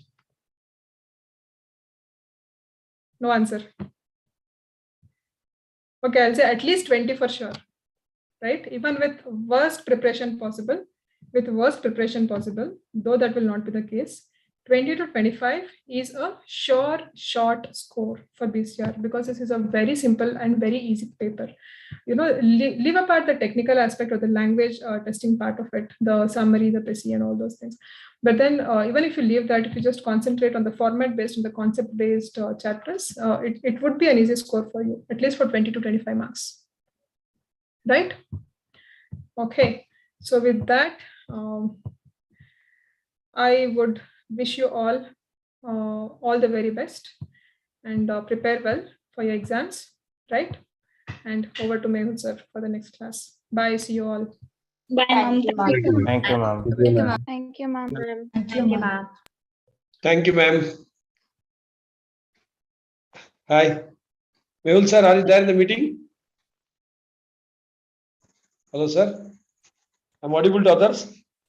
Yes, Yes, sir. sir. Yes, sir. Yes, sir. Yes. Sir, ಬಂದಿದ್ದಾರೆ meeting ಬಂದಿಲ್ಲ ಇನ್ನು? Okay, so till he comes, I'll ಬಂದಿದ್ದಾರೆ speak. sir. Hi, sir. ಅವರಿಗೆ voice message ಬಿಟ್ಟಿದ್ದೆ ನಾನು. Hello hello hi He's hi not Mehul sir. responding.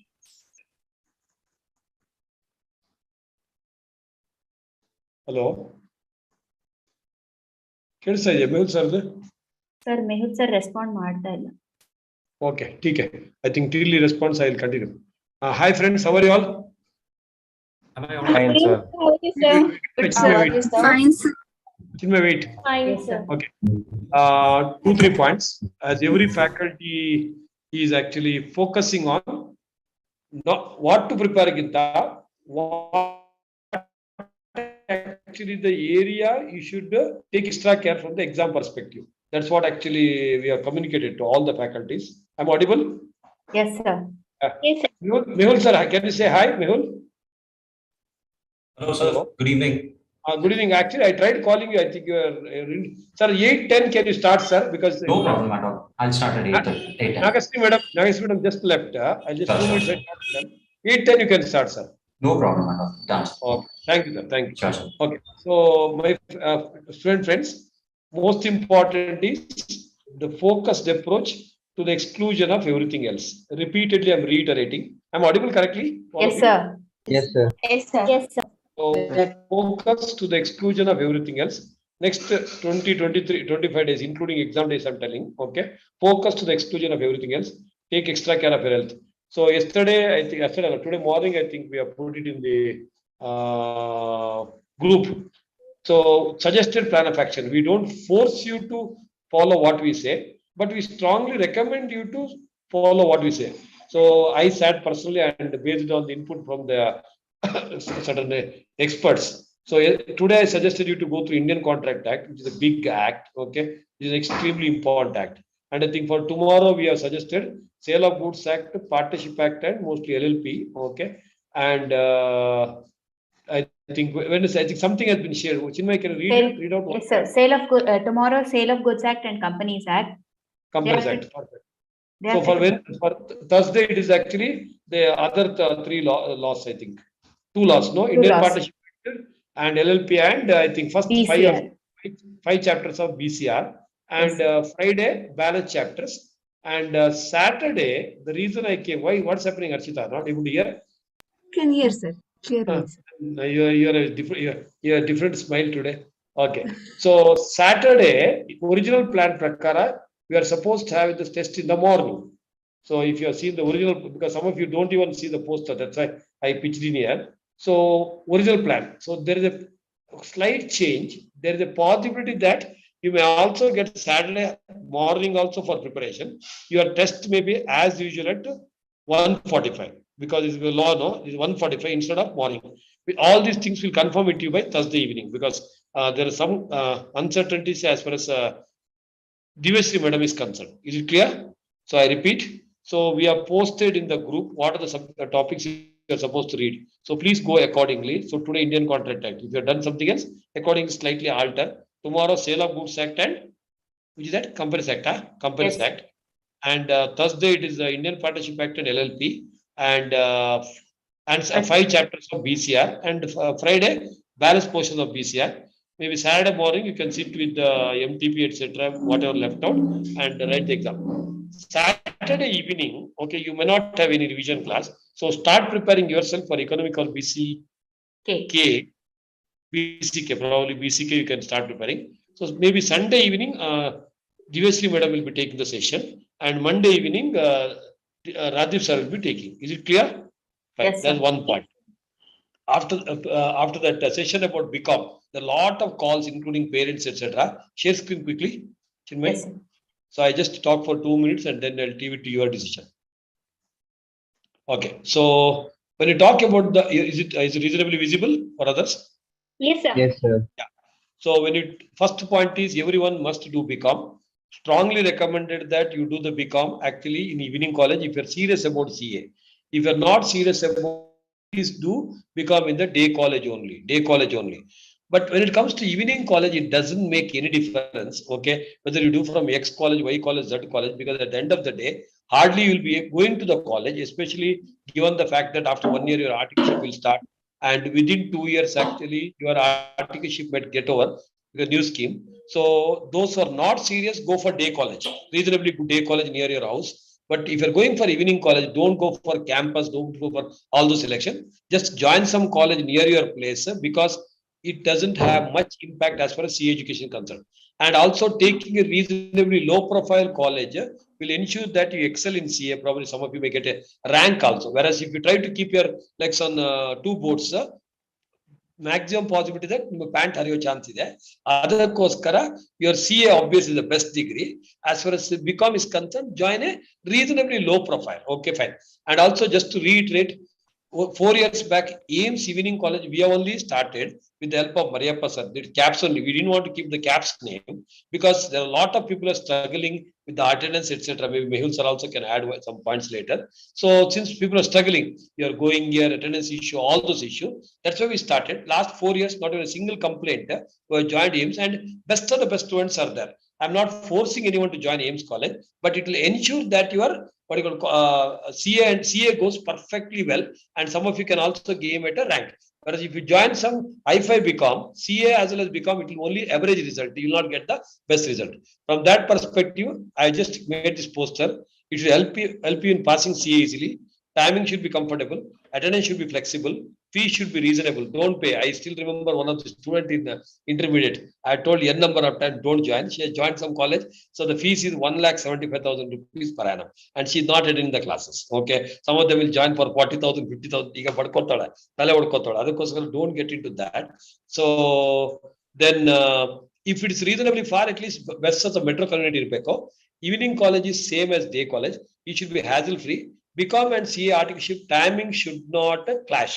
Even if your college says you can go at 9 o'clock, officially your college timings, artha madkoli, if it is some say something like 8 to 12 o'clock, you cannot join that college. You cannot join. It's illegal because they will say you can leave the class any college anytime 9 o'clock. But as per the official record, college says you are in the college up to 12 o'clock.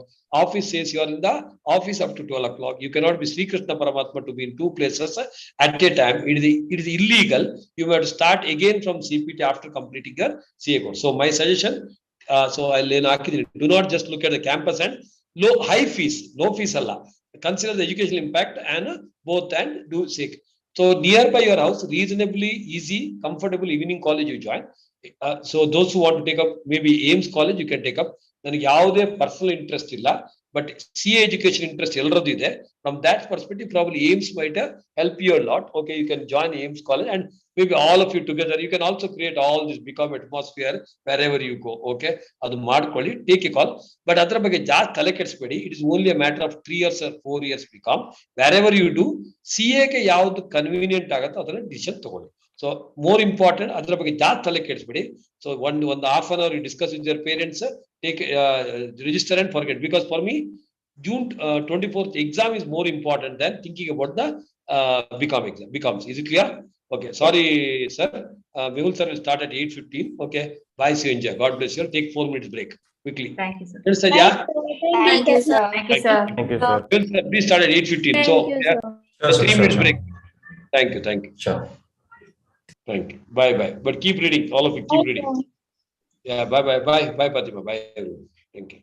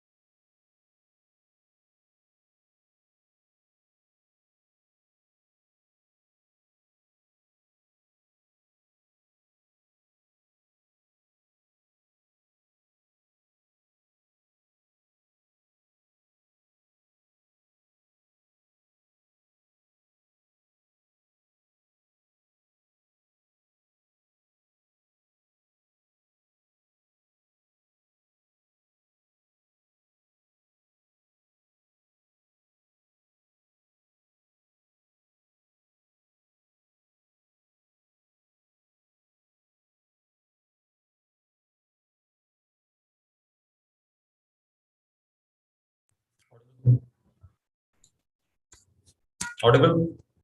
Yes, sir. Yes, sir. Visible? Visible? Yes, sir. Yes, sir. Yes, sir. Just give me a second. Yes, sir. We good to start?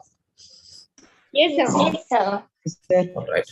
Goes on set. Insist you guys to keep your cameras on, and we begin in a minute. Just give me a second.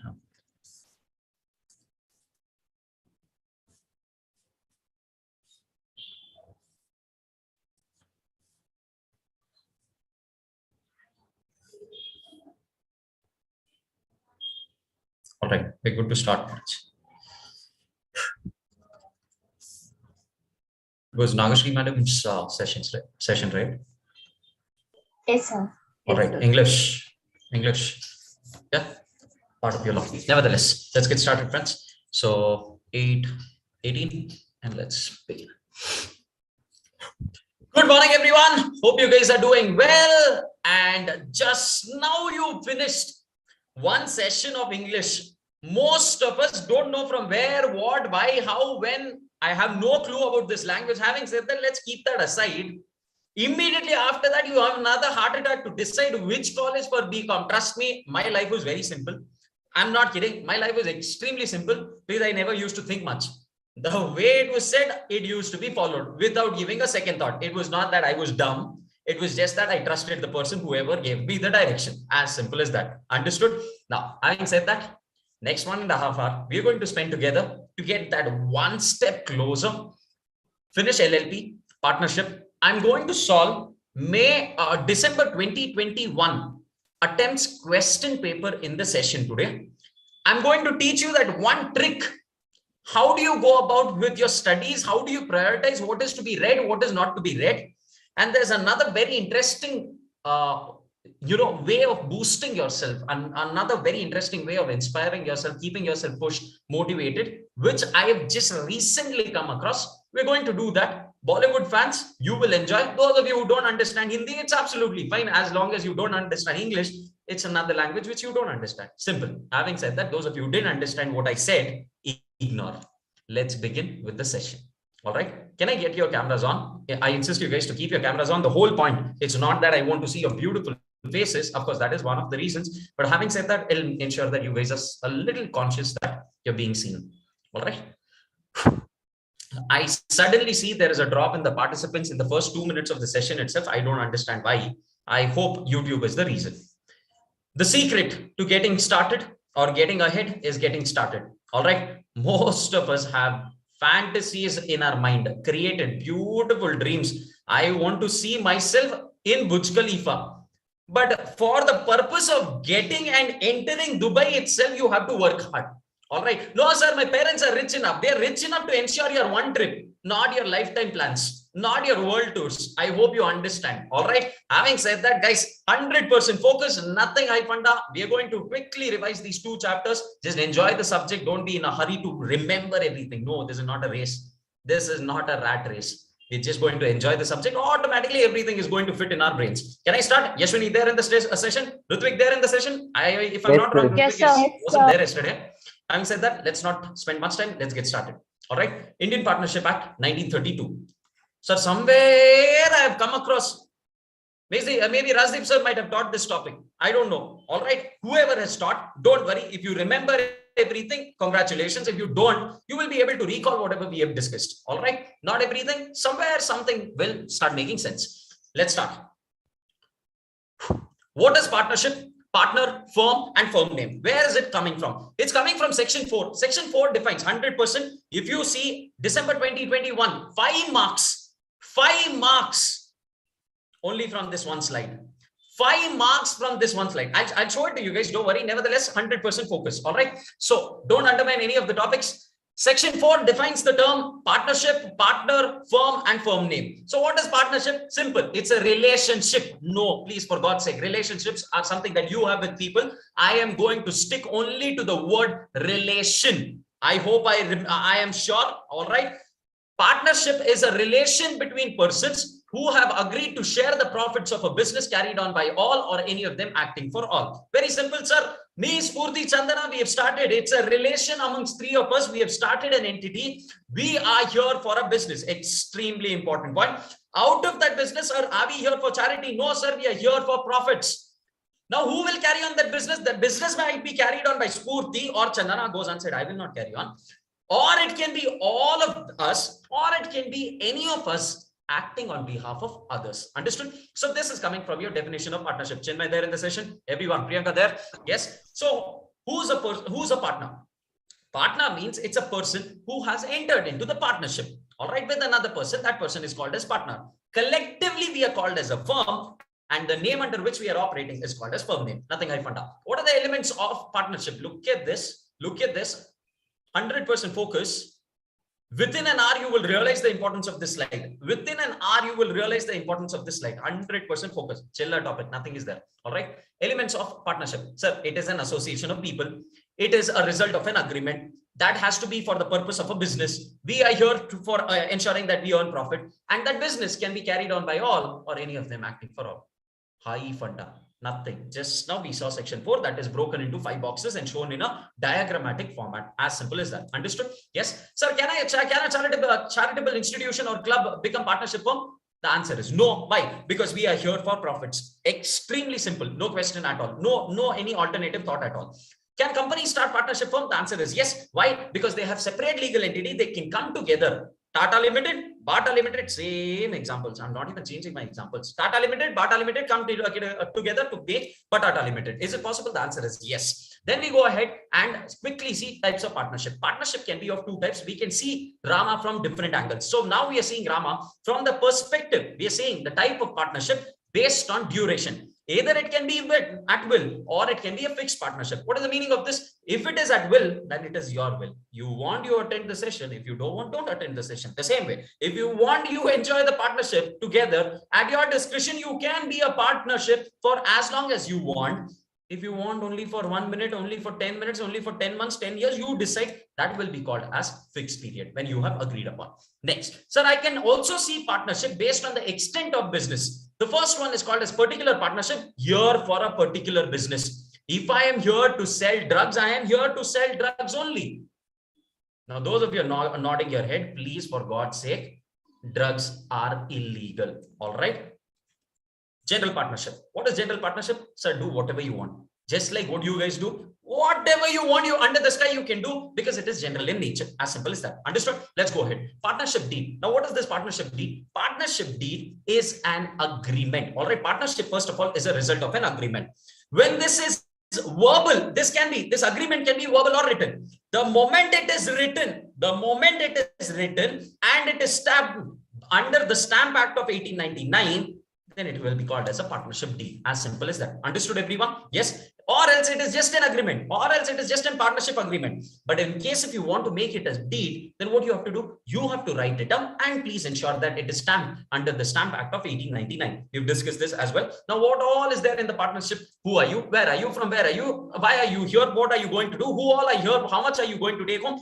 All the things that you can think about as a business will come in your partnership deed. Then, what are the types of partners? Partners can be an active partner who is actively involved in the business, sleeping partner, a partner who is there, just like you guys. Sri Raksha, there in the session, sleeping partner. All right. So, sleeping partner, there in the session, but mentally there, physically not there. All right. Rather, it should be vice versa. Having said that, sleeping partner is a person who is there in the business, but not actively engaged. All right. Not actively engaged in the business operations. Nominal partner, as it itself says, it is only for namesake, nothing beyond that. Only for namesake, I'm going to ensure that he's there. Partners in profit only, the name itself says, I will come, but if you want me to come, I will share only profits, nothing beyond that. Classic example, Mehak and Sri Guru, they want to start a CA firm and they want, assume me to be a partner. My conditions are very simple. I will come, no problem at all. I will come, but only for profits. Partner in profits only. Next, incoming or outgoing partners, as the name itself says, a person who is being admitted to the partnership is called as incoming partner, and the person who is leaving the partnership or retiring from the partnership is called as the outgoing partner. The most important from examination perspective is partner by estoppel or partner by holding out or estoppel partners. Now, what are this? Classic example. Once upon a time, there was a story. It's a Panchatantra story. Listen to me very carefully. All right. Anjana and Lipika, both of them were standing in a party. They were in a party. Now, suddenly they see Shah Rukh Khan, and in front of Shah Rukh Khan itself, they say he is my partner, and in this statement is being made in front of the entire world. All right, Shah Rukh Khan is also there, Anjana, Lipika, of course they are there, and the entire world is there. Now, in front of Shah Rukh Khan, in the presence of Shah Rukh Khan itself, Anjana is making an open statement that please look, he is my partner, not like he is my working partner in the partnership firm. Now, in that case, if Shah Rukh Khan does not stop, if he does not prevent immediately, and let's assume I am a third party, I am that one amongst that entire world, I am agreeing to enter into a transaction with you. It might be for loan, it could be anything. Because I see that Shah Rukh Khan is your partner. Tomorrow, can Shah Rukh Khan say, no, I'm not your partner? When tomorrow anything happens, the answer is no. Go and say you can't. Why? Because you are a partner by holding out, or you're an estoppel partner. You now, once when I had introduced you, when Anjana had introduced you, at that point of time itself, you should have told, no, I'm not a partner. At that point of time, you were quiet, and your silence is accepted as your acceptance to the entire engagement. Understood, everyone? Yes. Next point. Partnership property, important. Section 14 says, please note, when it comes to the partnership property, the following are going to be a part of the property of the firm. What all the properties which the partners are bringing in the form of capital, it is going to be the partnership property. Second, all those properties, rights which the firm itself is buying during the course of its business, that is also partnership property.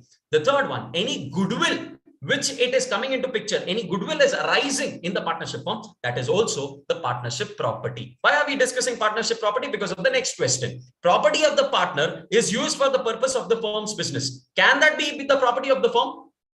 The answer is no. Where the property is exclusively belonging to a person, it does not become the property of the partnership firm merely because it is used for the purpose of the partnership. All right, such property will become the partnership property if there is an agreement. If I have clearly agreed that yes, this is your property, you enjoy. This is the property of the partnership firm, you enjoy.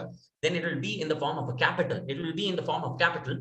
This is not capital. Classic example, you and your friend want to start a bakery. All right, now I am also a part of this partnership firm. Now, suddenly you need some place where you can make cookies. You can make your pava. I know you're hungry. Now, in this case, you need some premises. You need some place. So what I agree, I'm a partner in your partnership firm. I am telling I have a small garage. Why don't you start your bakery there? Am I giving you the entire garage? The answer is no. Is that the partnership property? The answer is no. It is my own property. I'm just giving you for on rent, or it could be without rent as well, just for the purpose of you conducting your business. As simple as that. Understood, everyone? Now, sir, what will happen if it is partnership property? What will happen if it is partnership property? The moment it is partnership property, tomorrow anything happens, that will be first attached against the partnership's liabilities. Are you guys understanding? I hope you're understanding. Tomorrow, if there is any creditor who has to be paid by the partnership firm, and if you don't have sufficient cash, what will the creditor do? He will take the property of the firm. Don't forget, if it is your partnership property, your property will also be taken away by the creditor. As simple as that. I hope this is the only reason why section 14 becomes extremely critical when it comes to a partnership firm. Are you guys understanding? Everyone there in the session? Yes. Next. Personal profits made by partners. Section 16, extremely important. If a partner is deriving any profit for himself from any transaction of the firm, by using the property of the firm, by business connection of the firm, or if he is carrying on any business which is competing with that of the firm, then whatever profit you have made, please share it with other partners. Classic example. All right. Sri Raksha sleepy. Pradyuman there in the session. Shri Guru there in the Roja there in the session. Kavya there in the session. So let us take an example. Yes, all right. Kavya is a partner in Chandana and Bhumika partnership firm. All right. Now they are in the business of selling saris. Enjoying? Yes. Now Kavya is also having a parallel business of selling saris. She's a partner in a partnership firm. It can be KCB or KBC. All right. This is a partnership firm. Kavya, Chandana, and Bhumika. At the same time, Kavya is also running a competing business without the permission of the other partners. Now is it allowed? Section 16 says, congratulations, you made profit. Now share it with everyone. As simple as that. Understood, everyone? Nothing high fata. Section 16 talks about this. Now, section 17, in case of rights and duties of the partner. What does this talk about? Sir, if there is any change in the constitution of the firm, example, incoming partner, outgoing partner, retirement of partner, death of partner, any other operation of law. All right. Because of all these things, if there is a change in the partnership firm's constitution, then what will happen to the rights and duties? Until otherwise agreed, whatever were the rights and duties, the same thing will continue in the new partnership firm as well. All right. In the reconstituted firm as well, the same partnership rights will continue. Classic example. All right. Mehak and Yashaswini are partners in a partnership firm. One fine day, I am admitted to the partnership firm. Congratulations. Now, will the rights and duties of Yashaswini and Mehak change? Until otherwise agreed.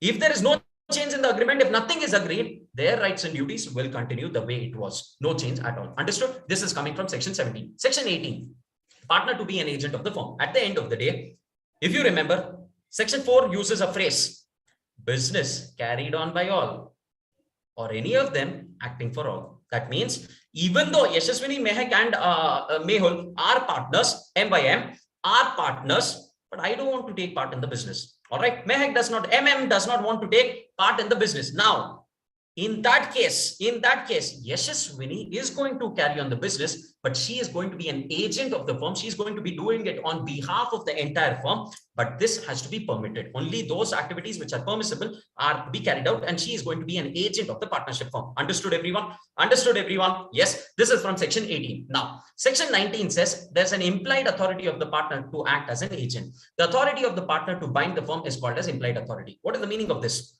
Now, when I say Yashaswini is an agent of the firm, she's getting some power. What is that power? She can do anything and she can bind the entire partnership firm. Though M and M, Mehak and Mehul, are not doing anything, but still, whatever Yashaswini has done, that can bind us because she is having an implied authority, and this is coming from section 19. What is implied authority? It's like your Superman power. All right, you are having that superpower. Whatever you do, you can bind the entire firm. However, there are a few transactions which you cannot enter, and those are opening a bank account in your own name. All right, withdrawing a suit filed on behalf of the firm, admit any liability against the firm, acquire or transfer any immovable property of the firm. If you're doing all of these things without the permission of other partners, then please note this is not an implied authority. I will not let you bind the other partners because of your foolishness. As simple as that. Understood? Yes. Next, section 22. Sir, how can Yashaswini bind the other entire firm? How can I say that she has this implied authority? Any act done or instrument executed by the partner shall bind the firm if it satisfies the two conditions. What are the two conditions? First of all, section 22 is talking about, sir, how? We know Yashaswini has this power. All right, we know Yashaswini is having this superpower in which or through which she can bind the entire firm. She can bind all the partners.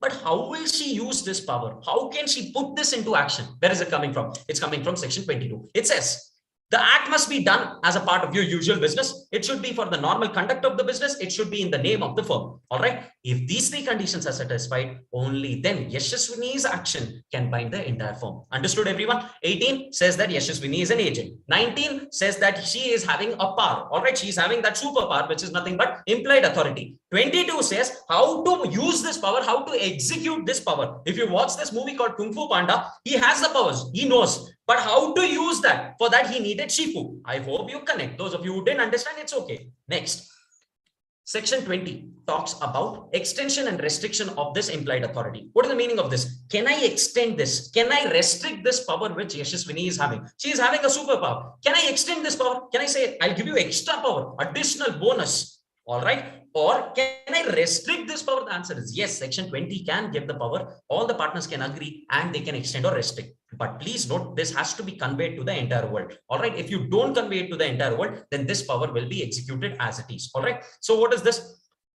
The implied authority may be extended or restricted by a contract between the partners. Under the following conditions, the restriction imposed by the on the implied authority of a partner by the agreement shall be effective against the third party. What is the meaning of this?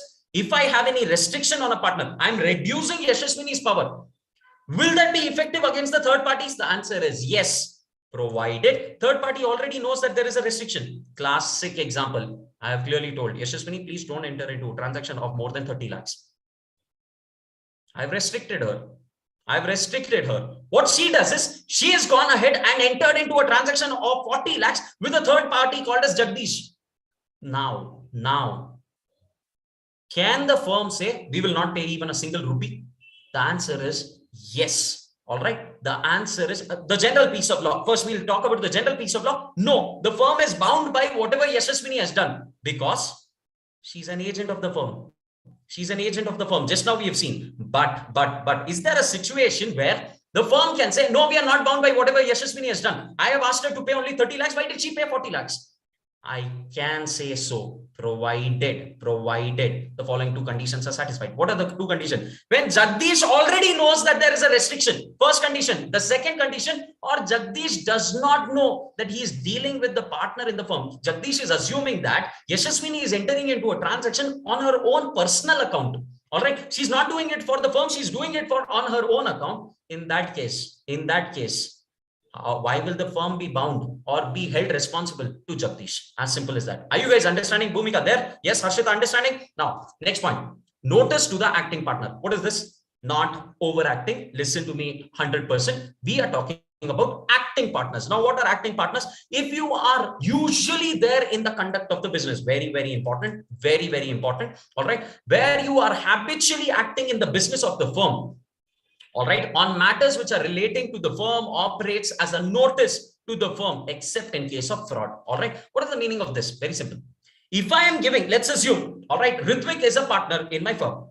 Ritvik usually takes actions or is usually engaged in the business of the firm, in the affairs of the firm. In that case, tomorrow income tax authorities have given a notice to Ritvik. Can Ritvik say, can the partnership firm say, we didn't receive, you've sent it to Ritvik, so don't catch us? The law says, no, I know you're smart. Don't be over smart, because section 24 has brought into picture that in case if I've given a notice to a person who is habitually acting in the affairs or for the affairs of the business of the firm, in that case, it is as good as a notice given to the firm itself. Understood? Understood? Question in examination. Question in examination. All right. Next point. Are there exceptions? Yes. In case of fraud, you cannot help. You will not be held responsible. The firm will not be held responsible if there is a fraud. All right. If there is a fraud, you can't say that you've given a notice to the entire firm. It will be as good as the notice was not given to the firm. Classic example for those of you thinking, sir, how is it possible? Let's assume the firm has to receive 40 lakhs. Assume the firm has to receive 40 lakhs from Manyata. Now, Manyata and Lipika are, Manyata is a third party and Lipika is a partner in the firm. The firm has to receive 40 lakhs. Lipika habitually acts in the affairs of the business. No problem at all. She is an active partner. One fine day, Manyata sends a notice to Lipika. Please note, I don't want to pay 40 lakhs. We will settle it at 10 lakhs. You take home 5 lakhs. I will take 5 lakhs. The partnership firm will write off. All right, let them write off. Let them do whatever they want. We will not pay the partnership firm. You are happy. I am happy. Close the deal. Now, this is a fraud. This is a fraud. Can I say, can the other firm, can the lawmakers or can Manyata say that I've given a notice to Lipika and it is as good as the notice given to the entire firm? Not possible. This is a fraud. This is a fraud. Are you guys understanding? I hope you've got the context now. Next point. Can a minor become a partner in the partnership firm? If here you go wrong, trust me, you shouldn't have attended any of my sessions.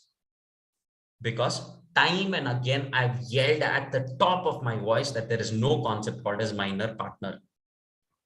Do you recall? Do you recall? Yes, let's quickly go ahead. Now, section 30 says, goes and said, sir, minor cannot become a partner. No doubt at all. Why? Sir, because Indian Contract Act is extremely clear, minor cannot become a partner. Sir, then what is this entire concept? The concept is to say that minor cannot become a partner, but minor can be admitted to the benefits of the partnership. This is the language. Still, even after making this statement, tomorrow, out of those 59 of you, trust me, tomorrow when I meet you, after 5 years, after 6 years, when you are successful chartered accountants, I just hope you don't use the phrase minor partner, or our entire discussion is waste, is absolute in vain. All right. So going back to the topic, 100% focus. Section 30 says, sir, a minor can be admitted to the benefits of the partnership. First point, he is going to enjoy all the rights which a partner should have. He has rights to the share of the profits of the firm. He has rights to inspect the accounts of the firm. He can sue the partners if he does not get his share, but only when he is severing from the firm. What is the meaning of this? Only when he is leaving the firm. At that point of time, he can file a case against the partners for not receiving his share of profit. All right. Let's assume you guys are all majors. I am minor. Assume. I know. Assume. You are all major. I am minor. Now you think I'm a bacha. I need not be given accounts. I need not be given share of profit. So can I file a case? The answer is no. I can't file a case immediately. I can file a case only when I am severing my connection with the firm. What is the meaning of this? When I'm cutting down my relation, when I'm no more associated with the firm, at that point of time, only I can file a case against the firm and the other partners. Understood, everyone? Understood, everyone? Now, congratulations. I have attained majority. Now what? Law says I'll give you 6 months. Within 6 months, you have to decide whether you want to continue or not. All right. If you have agreed to continue, please continue. If you have agreed not to continue, please give a notice to the entire world. If you have forgotten to give a notice to the world, they will assume that you're a partner. And the moment they will assume you're a partner, you're liable for all that which is happening in the firm. Understood, everyone? Understood, everyone? Yes. So this is the entire discussion of section 30. Section 31, introduction of a partner. Can a partner be introduced? The answer is yes. The whole point is, if it is an admission of the partner, extremely important, all the partners have to agree. Majority of the partners have agreed. Is that okay? No, it is not okay. For the purpose of admission of partners, you will have to ensure that all the partners agree. Only then that admission is valid. Examination question. First point. Second point. Sir, okay, all partners have agreed. Now the only problem is they're telling, if you want to come in the firm, you will have to ensure that you take up the liability of things which have happened before your admission. Even before you came, you will be liable for things which had happened before your admission. Is it okay? Law says, please don't be stupid. It's as good as I cannot watch a movie when I'm not taken birth. I hope I'm clear. Yes. So the same way, for those of you who understood. For those of you who haven't understood, I'm teaching law. Listen to me. All have agreed. All right, that we will admit. But if they are saying, if they're coming up with a condition that your admission is dependent on one point, I will allow you to be admitted to the firm, but you have to take up all the liabilities even before you were admitted. Even before you were admitted, whatever has happened, you will be liable. Will you agree? Law says, I don't want all this hype funda. Section 31 is very clear. You will not be liable for anything which happens before your admission. You will be liable only for things which happens after your admission. Now, this was the context which I gave. You can't watch a movie before your birth. All right. Now, next, for those of you still didn't understand, thank God. Retirement of partner, section 32. Section 32 still says, in case if your retirement of partner comes into picture, all the partners have to agree. First point. All right. Will you be liable for things which have after your retirement? The law says, no, it does not make sense. It is the same thing. You can't watch a movie after death. CA students, I have to explain, give working notes for jokes. All right. Nevertheless, I should refrain, not your mistake. I can't crack jokes. I realized, just now I realized, coming back to point 2, case 2, all agreed, but on the condition that he will be liable for liability after his retirement. Is it even making sense? The law says, no, sir, it does not make sense. He will be liable only for things which are happening before his death. Now, congratulations. All of you cleared chartered accountancy. All right, let's quickly take a couple of examples. Now, Chinmay and Naveen. All right, both of you are partners in a firm, CA firm. Now, congratulations. Let's add another partner. Say Harshita is also a partner in this firm. All right, CA, Chinmay, CHC. Now, in this partnership firm, let's assume all three of them were partying. All three of them were partying. Chinmay's wife went and physically abused, or let's assume she bet. She has royally converted Naveen's wife black and blue. All right, how, when, where? Stop imagining. Listen to the example now. Now, Chinmay is not happy, goes unsaid. So what he does, he is going to convince Harshita, let's expel Naveen. Is it possible? Law says not possible. Not possible. All right. Where is it coming from? Section 33 says you cannot expel someone merely based on majority of the partners unless it is in good faith. So there are a few conditions which has to be satisfied when it comes to the expulsion of partners. The first one, it should be in the interest of the partnership. First point. Second one, you can expel them only after giving a notice, and the other partner has to be given an opportunity of being heard. Only after 3 conditions are satisfied, then that partner can be removed or expelled, or else you are not going to expel that partner. Section 33. Insolvency of partner. Section 34. So insolvency means a person does not have sufficient liability assets to pay his liabilities. As simple as that. All right. Now, in that case, will you decide? Ideally, in your case also, if you see the number of loans that you have taken from your friends will be higher than the amount that you receive in the form of pocket money. Are you insolvent? The answer is no. Courts will decide that. Courts will decide that. There in the session. Yes, sir. Everyone? Yes, sir. Yes, sir.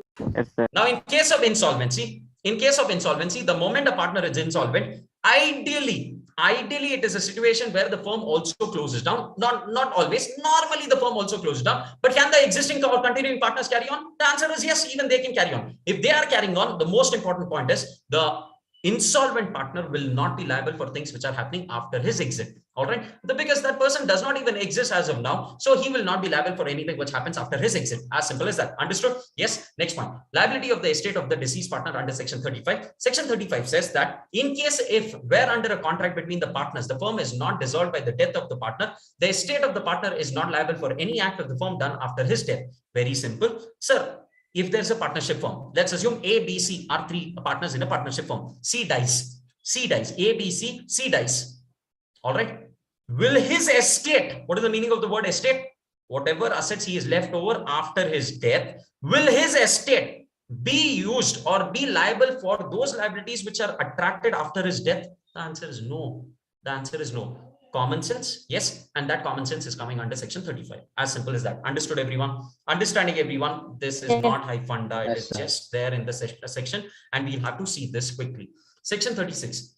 Rights of the outgoing partner to carry on a competing business. Let's assume Chinmay, Sri Guru, and Spurti, all three of you are partners. All right, what partner, what business do you want to do? Quick. This one. All right, let's assume you want to get into the business of earphones. You have to be quick. That's the whole point. All right. You're in the business of earphones. Which company? Boat, ship, whichever you can think about. All right. So let's assume you're in the business of earphones. Now, one fine day, Sri Guru decides, I can't adjust with these ladies in the firm. I want to move out. He becomes the outgoing partner. Now, can this outgoing partner carry on a competing business? The answer is depends. If he has agreed into an agreement or the existing firm has put a condition that you can go out, but you cannot carry on the business of boat, company, earphones in this area for this particular time, then he has to agree and accept to this restriction. Is it going to be a restraint on trade? The answer is no. Restraint of trade, which you have come across in Indian Contract Act, is it going to be there? The answer is no. This is a classic exception to your restraint of trade if you have come across. All right. So this is coming under section 36. Next, section 37, rights of the outgoing partner in certain cases to share the subsequent profit. What is the meaning of this? Section 37 says, sir, let's assume there's an outgoing partner. All right. He has left the firm, but you guys are waiting. You're telling, sir, we'll settle, sir. Don't worry. It's as good as you go for a breakfast with your friends. Your friend has paid. You're supposed to pay him back. Ideally, you're supposed to repay. And the moment he asks you money, the only answer which you have is, we'll settle it. Don't worry. The same thing in case if it happens in a partnership firm, then you're indirectly using his money. If this happens, then at the option of the partner or the person who is entitled to the estate will have, at his options, will have a right in the share of the profits, or he can claim an interest at the rate of 6% per annum on the amount of his share in the property of the firm. Whichever is higher, whichever is lower. Can I use that word? Can I use that phrase? The answer is no. I had made it clear during the session as well. I repeat myself. It is at the option of the person. All right. It is at the option of the outgoing partner. He does not want interest. He wants profit. In that case, he is going to ask for profit. If he wants interest, he'll ask for interest. It need not be whichever is higher, whichever is lower. All that is not making sense. Understood, everyone? Understood, everyone? Let's quickly read the language. Where any member of the firm has died or otherwise ceased to be a partner and the surviving or continuing partners carry on the business of the firm, where the property of the firm without any final settlement of the accounts. Most important phrase, without final settlement of the accounts. Whose accounts? I am talking about accounts of the outgoing partner or retiring partner. Are you guys understanding? If I have not settled his accounts, and I'm using his money, then he is entitled to share in profit or 6% per annum of interest. Understood, everyone? Understood, everyone? Expect a question from here. Let's go ahead. Should I register the firm immediately at the time of formation of the firm, partnership firm? The answer is no. There is no compulsion. All right. Can I register it later? 100% yes, you can register later as well. Can I use words like king, queen, empress, all of those in the name of my firm? The answer is no, you cannot, unless and until you have an approval from the state government. Now, what will happen if I don't register my firm? What will happen? You cannot sue the firm or any other partner, cannot file a case against the third party, and cannot claim set off. These are the three impaired rights, or your rights which gets impaired in case if you don't register. First, you cannot sue the firm or your partner. You cannot file a case against the third party, and you cannot claim a set off. Do you remember set off, something that we had discussed? Do you remember? Up to 100 rupees they can set. up to 100 rupees they can set off. All right. So most important thing, please note, in case if you are not registered, up to 100 rupees, I'll give you the permission. Go enjoy. Up to 100 rupees you set off. Please don't forget, 100 rupees seems small now. This act is of 1932. Don't worry. All right. At that point of time, ask your parent what was the value of 100 rupees almost 10 years back. They will still consider it to be valuable even now. Now, dissolution of firm versus dissolution of partnership. Please note, you're going to distinguish based on the few parameters. The first one is continuation of the business. Dissolution of firm. Can I continue the business? The answer is no, the entire firm has been dissolved. All right. Dissolution of the partnership. It does not affect the continuation of the business. It involves only reconstitution of the firm. Classic example, there are three partners, A, B, C. B has left the firm. What is it? Dissolution of partnership. All of them have left the firm. Dissolution of partnership firm. I hope I'm clear, everyone. Understanding? Yes. Next, winding up will not come into picture in case of dissolution of partnership. If it is dissolution of the firm, then winding up will come. Order of the court may be required in case of dissolution of the firm. Dissolution of partnership does not require any order of the court. Scope, it involves dissolution of the partnership as well. Firm involves dissolution of the partnership as well. Goes unsaid. Yes. It may or may not involve dissolution of the firm. Last point, final closure of the books will come into picture in case of dissolution of the firm. It will not come into picture in case if it is just dissolution of the partnership and not of the firm. Now, sir, all said and done, I want to close the business.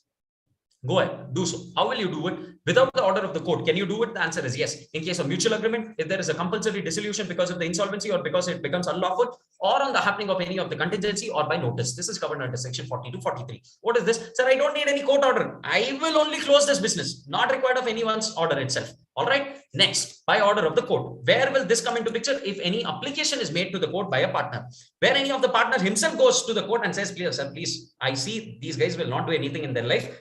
Close the business. I'm not saying, I didn't use the word you guys. All right. I'm very careful about my language. So going back to the point, on an application of any partner to the court, then in the following scenarios, he can make an application to the court. All right. Any of the partners can go to the court and he can make an application. What are the scenarios? Insanity, permanent incapacity, misconduct, a persistent breach of the agreement, transfer of interest, perpetual losses, or any other just or equitable grounds. We've discussed each of these in detail. I'm just giving a quick touching reference of the topic. Sir, now liability for acts of the partners done after dissolution. This is very interesting. Can I watch a movie after death?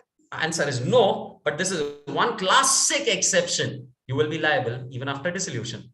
The firm itself has got dissolved. But can I still be liable? It's as good as, can I watch a movie after death? The answer is no, but this is going to be a classic exception. What is that exception? Sir, if you've not given a notice to people that you've dissolved, then you're liable. Then you're liable. As simple as that. Sir, you have to inform the world that you're dead. As simple as that. I will have to inform the world that I'm dead. So therefore, I will not be continuing as a liable person under the partnership firm. Understood, everyone? Understanding for friends? Yes, no. Yes or no? Yes, sir. Yes, sir. Rights of the partners to have the business wound up after dissolution. What will happen in this scenario? On the dissolution of the firm, every partner is entitled, as against all the other partners or their representatives, to have the property sold. And then whatever surplus is available, they can take home according to their rights. What is the meaning of this? Sir, in case if there are any assets, those assets are going to be disposed, and whatever debts I have, whatever liabilities I have, I'm going to make good those liabilities. I'm going to repay those. After that, if anything is available, please take home. All right. This is your rights after winding up. Losses. How do I settle losses? Section 48 says, sir, losses, in case if there is anything, you're going to first use your capital. After that, if you have profits, please use your profits, or rather, first profits will be used, then out of your capital. And after that, if nothing is available to set off your losses, then you will have to bring in money from your individual accounts. So this is coming under section 48. I am a partner. I have personal liability in addition to the liability of the firm. My assets will first be used for what? Personal liability. Your liability, your asset. You will give the right answer. Listen to me. Your liability, you have a personal liability, it's your asset. And you have the firm's liability as well. Where will you use your first asset? Your asset will be first used to repay your personal liability. After that, if anything is there, then you're going to use it for the firm. All right. If it is the firm's property. Firm's liability. Firm's liability. First, it will be used for the purpose of firm's liability. After that, if anything is left, then you can use it for your personal property. And that's why section 14 becomes important, where we discussed about property of the firm. You remember? Do you remember? Yes. Just now we've discussed. Next point. Sale of the goodwill after dissolution, section 55. Sir, in case after dissolution, if you want to sell over the entire business, you want to give the permission to someone else to carry on the business. Can I sell along with the goodwill? The answer is yes, you have no problem at all. You can sell along with the goodwill. And this is coming under section 55, where you have all the rights to sell the goodwill, and the buyer can have his own terms and conditions that you will not use this name. You are not going to do this business. You're not going to use it in any of the forms. You're not going to use the business or do the business in any of the premises. He can have his own terms and conditions the moment you sell the goodwill after dissolution. Understood, everyone? Understood, everyone? With this, we come to an end of partnership form. Let's quickly go now to LLP. There in the session? Yes, sir. Yes, sir. Guys, I hope you guys are getting a quick glimpse of whatever we've discussed in the past, because partnership, if I'm not wrong, I would have easily spent 6 to 7 hours, but I'm still confident in the last 40 minutes, we have covered the entire chapter. I know you will not be able to remember everything. It's quite natural. But here and there, you will be able to recall stuff as and when you see the slides. It's absolutely normal if you're not able to remember everything, but you must be able to recall the moment you see the topic. Understood? As long as you've been honest to your sessions as well. Let's get started with your LLP. First thing, please note, you can do it. What you can do is sustain with this energy, yelling and all of it for the next 40 minutes. All right, you can do it. No problem at all. Let's go ahead. Limited liability partnership. An interesting topic, at the same time gaining a lot of prominence in examination these days. All right, why? Because it's a hot burning case. A lot of people prefer, even in the industry, if you ask me, a lot of people prefer having an LLP form of organization instead of a company or a partnership. Why? Because LLP, as the name itself says, it's a limited liability partnership, which is having a belpuri of good things, good thing from all the partnership, good thing all the companies, and they come up with the concept of LLP. Understood? What is the importance from exam perspective? 5 to 10%. 5 to 10%. Now, to my surprise, all right, when I am discussing December 2021 attempt, you will realize that they've gone way beyond 5 to 10%. They've gone way beyond 5 to 10%. They've asked a lot of questions from here. What is going to be the 5 to 10% of 60 marks? It's going to be 3 to 6 marks ideal. All right, they've gone way beyond 6 marks and asked questions from LLP. Chiller topic. I hope you guys are understanding, everyone. Yes. Can we begin? Yes. Yes, sir. Yes, sir. Yes, sir. What is LLPs? All right. It's a new form of entity. Very simple. It's a new form of entity which is having an advantage of both the corporates as well as your partnership firm. Why? Because it has limited liability. One of the biggest advantage in a company form of organization. Next, it's a partnership. It's just like any other entity. This is also just like any other partnership. This is also a partnership. Goes unsaid that this is going to be incorporated. This has a few registration procedures, but that's okay. Compared to a company, it is still going to enjoy a lot of flexibilities. All right. So therefore, I call it as a good Bhelpuri because it has advantages of both form of entities, from the company side as well as from your partnership for angle. All right, so let's quickly see what are the advantages. It's a new form of entity which is having limited liability. Chandana there in the session. Alternate corporate vehicle. All right, instead of having a company or a partnership firm, I can start an LLP. Trust me, people are using LLP extensively. I'm talking from the practical perspective. Next, allows the partner the flexibility of internal restructure. You can decide however you want to do the business. This gives a complete liability only to the extent of the assets of the LLP. That means limited liability. They need not sell their personal assets and bring in money. All right. Next point, liability, I've already discussed, of the partners is going to be limited in nature. Next, what are the characteristics? Whatever characteristics of your company you've learned, and whatever good characteristics of your partnership that you've learned, everything will come as a characteristic of LLP. Nothing high funda. All right. What are the advantages of LLP? It is organized and operates on the basis of an agreement. LLP agreement is required. All right. It is flexible without imposing detailed legal and procedural requirements. That means you don't have to follow as many rules and regulations which a company has to do. Here it is lesser in number. You don't have to follow so many rules and regulations. Understanding? I insist you guys to keep your cameras on. Next point, easy to form. All right. Whenever, however you want to form, it is compared to a company, it is easier to form an LLP. Compared to a company, it is easier to form an LLP. Understanding, everyone? Yes. Next, all partners enjoy limited liability. One of the biggest advantages. Everyone enjoys limited liability, and this is the biggest advantage. Which slide can anyone talk? Which cartoon character had we learned with the limited liability concept? I hope you can connect with the topic, friends. All right. So this is the biggest advantage in case of your partnership as well. Flexible capital structure. Most important thing, I want to start an LLP. Can I do it with 10 rupees? Answer is yes. There are no terms and conditions that you need 1 lakh rupees, 10 lakh rupees. It's a separate thing. Just let me know how do you do business with 10 rupees. Easy to dissolve. All right. Whenever, however I want, I can dissolve the partnership LLP. It is not as cumbersome as your companies are. All right. Because dissolving a company, trust me, it takes ages. It takes its own sweet time, because companies, it is through a complete different procedure which comes into act. Next, sir, all said and done, I want to start my LLP now. You have to first decide who's going to be the partner and designated partner.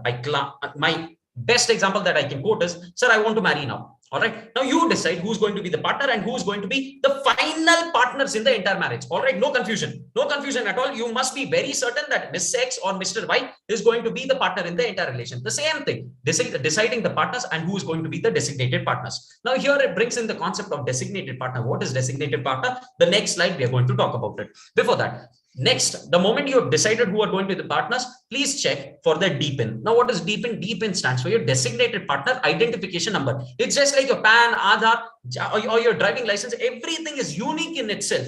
The same way, every designated partner is going to get a unique number, which will be called as designated partner identification number. Understanding, everyone? Yes. Next, apart from that, please get a DSC. What is DSC? Digital signature. All right.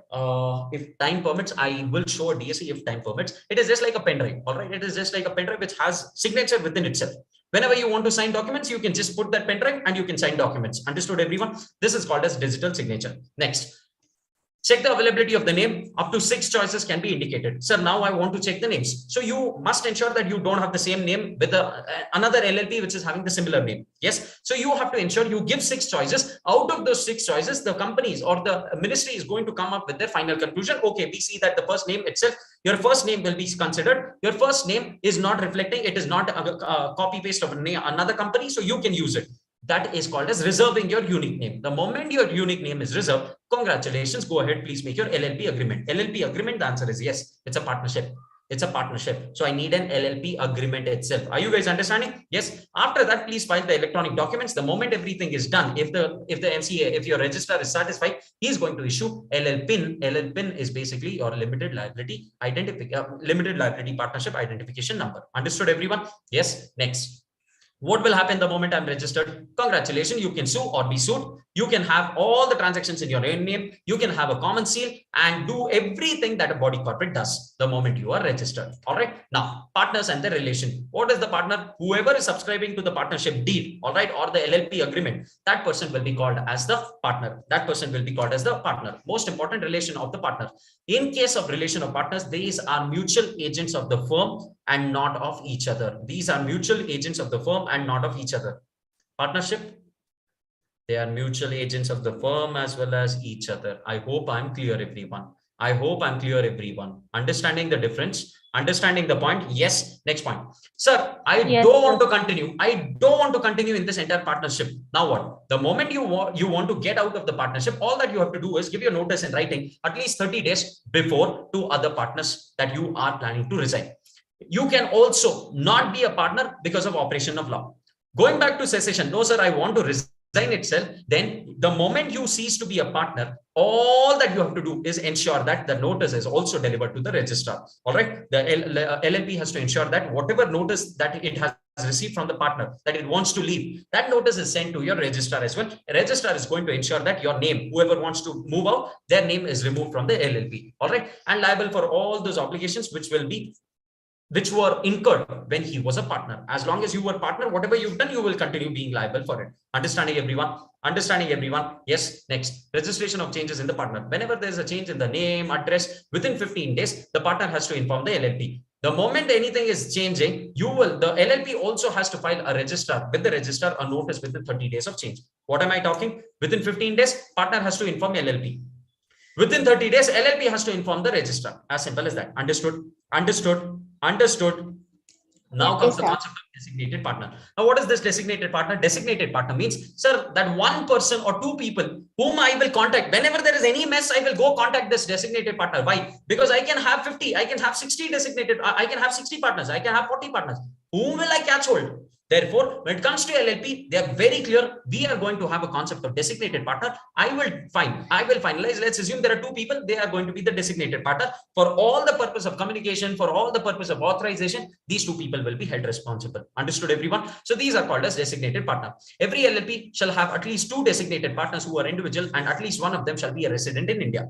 Very, very important. Resident in India. All right. Now, who's a resident in India? A person who has stayed in India for a period of not less than 182 days during the immediately preceding 1 year. All right. If you've stayed in India for a period of not less than 182 days, you will be called as a resident. Every LLP should have two designated partners, out of which one should be a resident. Understanding? Understanding, everyone? Important. MCQ. All right. In LLP, if all the partners are body corporate, now classic example, all right, it is an LLP called as Tripti LLP. Now in this, who are the partners? Let's assume the partners are Kirtana Private Limited and Priyanka Private Limited. Possible? Possible. LLP can have two partners who are corporates. All right. Now in this case, who will be the designated partner? Because here I've clearly told these have to be individuals. And in my case, in Tripti's case, Kirtana Private Limited and Priyanka Private Limited are partners. These are not individuals. Now what will I do? Law says, I understand your problem. In that case, these companies have to go and send the representatives who will be acting as the designated partners in the partnership firm. Understood, everyone? Understood, everyone? Next, number 22 RTP, probably who is a designated partners and whether it is mandatory or not. Next, what is the extent and liability? The liability is very, very important. It is limited liability and they are liable. They are just the agents of the LLP. Extremely important in partnership. They are agent of the LLP and of other partners as well. Why? Because business carried on by all, or any of them acting for all. I hope I'm clear, everyone. Understanding? Yes. Next point. Extent of liability. LLP is not bound by anything which is done by the partner in dealing with a person if it is without authority, or if the person who is dealing has no authority or does not know or believe to be a partner of the LLP. What is the meaning of this? Very simple. 2 points. LLP will not be responsible for something which you have done in case if you are stupid and you've gone ahead and entered into a transaction without authority. LLP is not responsible. First point. Second point, if the third party knows and he is entering into a transaction with you thinking that you're doing it in your own account, you're not doing it for the LLP, why will the LLP be responsible for it? As simple as that. Understanding? Yes. So these are the two cases where the LLP is not going to be responsible. Apart from that, LLP is going to be responsible for everything which the partners have done or the designated partners have done. All right. And the liability of the LLP will be to the extent of the assets that it has. Will the partners be liable? The partners will be liable only limited, only to the extent that they have agreed to contribute as share capital, nothing beyond that. They need not sell their personal assets and bring in money. I hope I'm clear, everyone. All right. What is the extent of liability of the partners? We have already discussed. These are not personally liable for anything which happens in the firm. All right. They are not going to be personally liable. It is limited liability concept. Next, holding out. What is this concept of holding out? Just now we have discussed. Partner by holding out, the same concept comes into picture in case of a holding out partner, in case of LLP as well, nothing different. All right. Most important thing, unlimited liability in case of frauds. When can there be an unlimited liability? Till now, we've been saying it is a limited liability partnership. When can it be unlimited liability? It can be unlimited liability in case of fraud. All right. When any of the partners are acting in a fraudulent manner or to defraud any of the creditors, then the liability of the LLP and the partners who have acted in, with an intent of defrauding will be having an unlimited liability. All right. Next point. Whistleblowing, section 31, not something that you do. Whistleblowing under section 31 is in case if you find that there are frauds, there is something which is going wrong in the firm, and if you raise the flag and if you are going to ensure and if you go to the courts and tell them, sir, please note there is something wrong happening in the LLP, please come and check. If you are helping them, then this procedure is called as whistleblowing. All right. This procedure is called as whistleblowing. You're just raising the red flag. You're showing the red flag to the entire world. Please note there is something wrong. Please be cautious. If you've done anything of this sort, then it is called as whistleblowing. And just because you've blown whistle, don't you think you're at risk? Because you will be thrown out of the organization. There's a high possibility that your promotions might get stuck. You might not get your increments. You might not get your salary. Law says, if someone is helping us in whistleblowing, then he will not be, his liability or penalties can be reduced, it can be waived, and he will not be discriminated when it comes to his promotion, salary. You're not going to hold back his promotion, salary, or any other benefit which is available to him. Understood, everyone? This is the concept of your whistleblowing. Section 35 talks about statement of solvency. This is one very particular concept which is applicable only in LLPs. What does it say? Sir, you have to file this document every year telling that you're solvent. What is the meaning of the word solvent? I have enough assets to repay my liability. As simple as that. All right. So this is coming once in a period of 6 months from the end of the financial year. You will have to prepare your statement of accounts and solvency, and that has to be filed. That has to be filed in the prescribed manner, and that has to be signed by the designated partners. Very simple. Statement of solvency under section 35. What is annual return then? Annual return is just like in companies you have annual return. Here also we are talking about complete kundali. Who we are, what we have done this entire year, why are we here, how many partners are there, how many partners are there. All of those things are going to be a part of your annual return. Statement of solvency, I'm not talking all this. Statement of solvency, I'm just telling whether I have sufficient assets to repay my liability or not. Are you guys understanding? Annual return is to tell about my complete 1 year's history, what all I have done. All right, under section 35. Now, every LLP shall file an annual return within a period of 60 days from the closure of its financial year in such form and manner as may be prescribed. This is coming from your section 35. Now, winding up, all said and done. Sir, close this session. I will do that. This is the last slide. All right, winding up of LLP. I am not going to continue this LLP anymore. I want to close down. Can I do so? The answer is yes. All right. The first thing is called as voluntary winding up. If you want to voluntarily wind up, I don't want to break my head, then that will be called as voluntary winding up under section 63. What does section 64 says? Section 64 says, no, now you've done some blunder. I don't want you to voluntarily close down your business. I will come into picture. The court is going to order for a close down. When will it happen? In the following scenarios. If the LLP itself decides and it makes an application to the tribunal, please you come into picture and please close down. Or for a period of 6 months, the number of member is below 2. Minimum number of partners is 2. But you've been doing business with 1 member. Can I have 0? The answer is no. Doesn't even make sense. Doesn't even make sense. All right. You've been doing business with 0 partners. It's ghosts are coming and doing the business.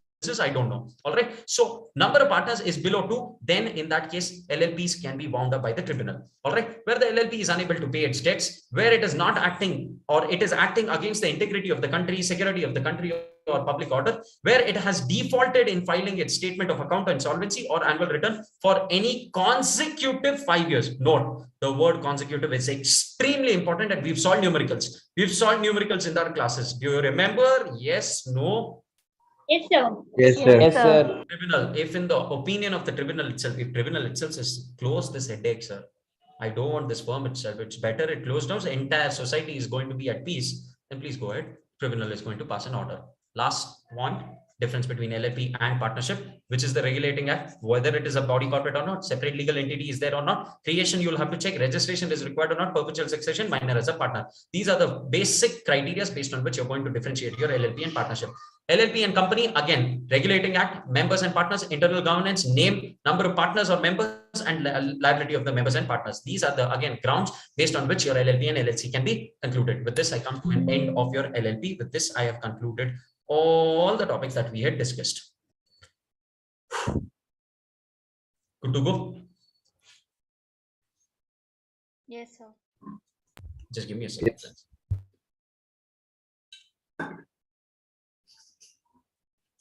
If you realize, we have done the entire session. All right. I vaguely remember because I had to give the number of hours. So we had spent close to 17 or 18 hours on finishing these 3 chapters. Trust me, in the last 1.5 another hour that we have spent together, in 2 hours or 2.5 hours, we've been successful in completing the entire syllabus. All right. I have used the same presentation which I had made for the classes. The same presentation goes answered here and there. A couple of weeks were there, and I've covered the entire syllabus. Is it possible? It is possible. Probably one day before examination, you'll realize that I will be given 15 minutes or 20 minutes to wrap up the entire syllabus. I'll do it. And I will be confident about the fact that you will be able to recall everything. All right. Don't worry. I hope each one of you were comfortable with the topics that we've done. I am assuring you guys, you might not be able to remember everything now, but you've been able to recall stuff itself. That is more than enough. Now, what we are going to do is, friends, we're going to spend exactly 20 minutes now on your question paper of 2000 18, December 2021. I'm sorry. All right. December 2021. Whatever the question paper was there, we're going to see that question paper, and we're going to see if there is a trick which is possible in your preparation. All right. When you're preparing for your exam, which trick is, whether it is possible or not, we're going to just evaluate. All right. So we'll just give me a second and then we start.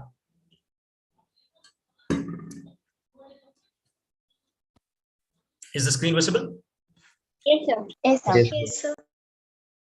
For those of you who want to test the authenticity, December 2021. All right, December 2021.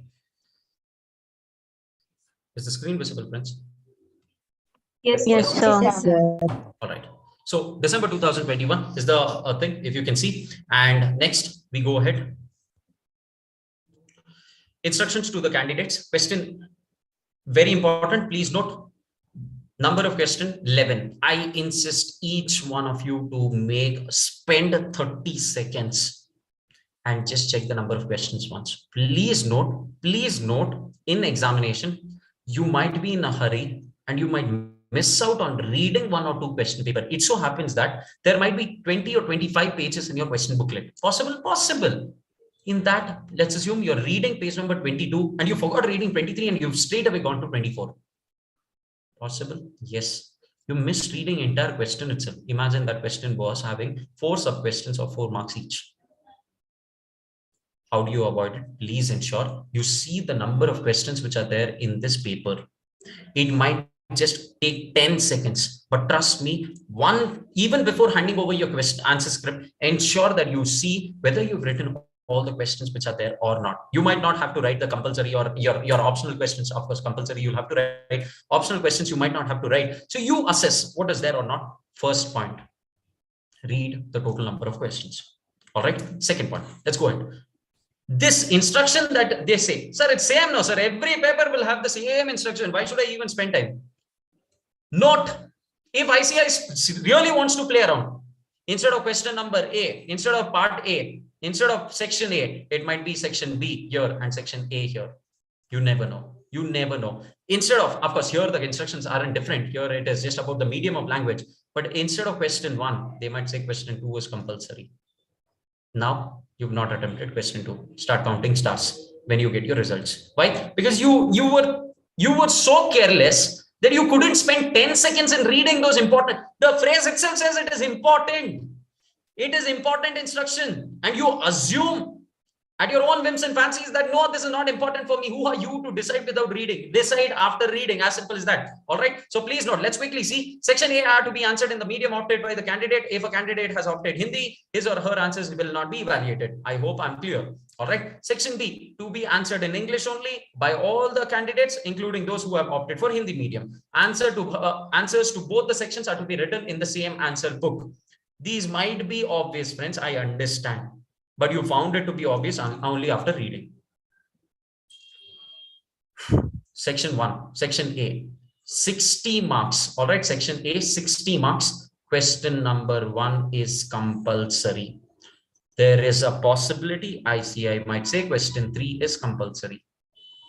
Now, you've assumed without reading and you have just gone ahead and skipped writing question number 3. Your answer script might not be evaluated. Your answer script might not be evaluated. So I hope I'm clear. Yes, because imagine, right? You've spent your 6 months in working hard and you couldn't spend 6 seconds in reading that one sentence, and you put your entire 6 months at stake. I hope I'm clear. All right. Next. Answer any 4 out of the remaining 5. All right. Now, first question is pertaining to your Indian Contract Act.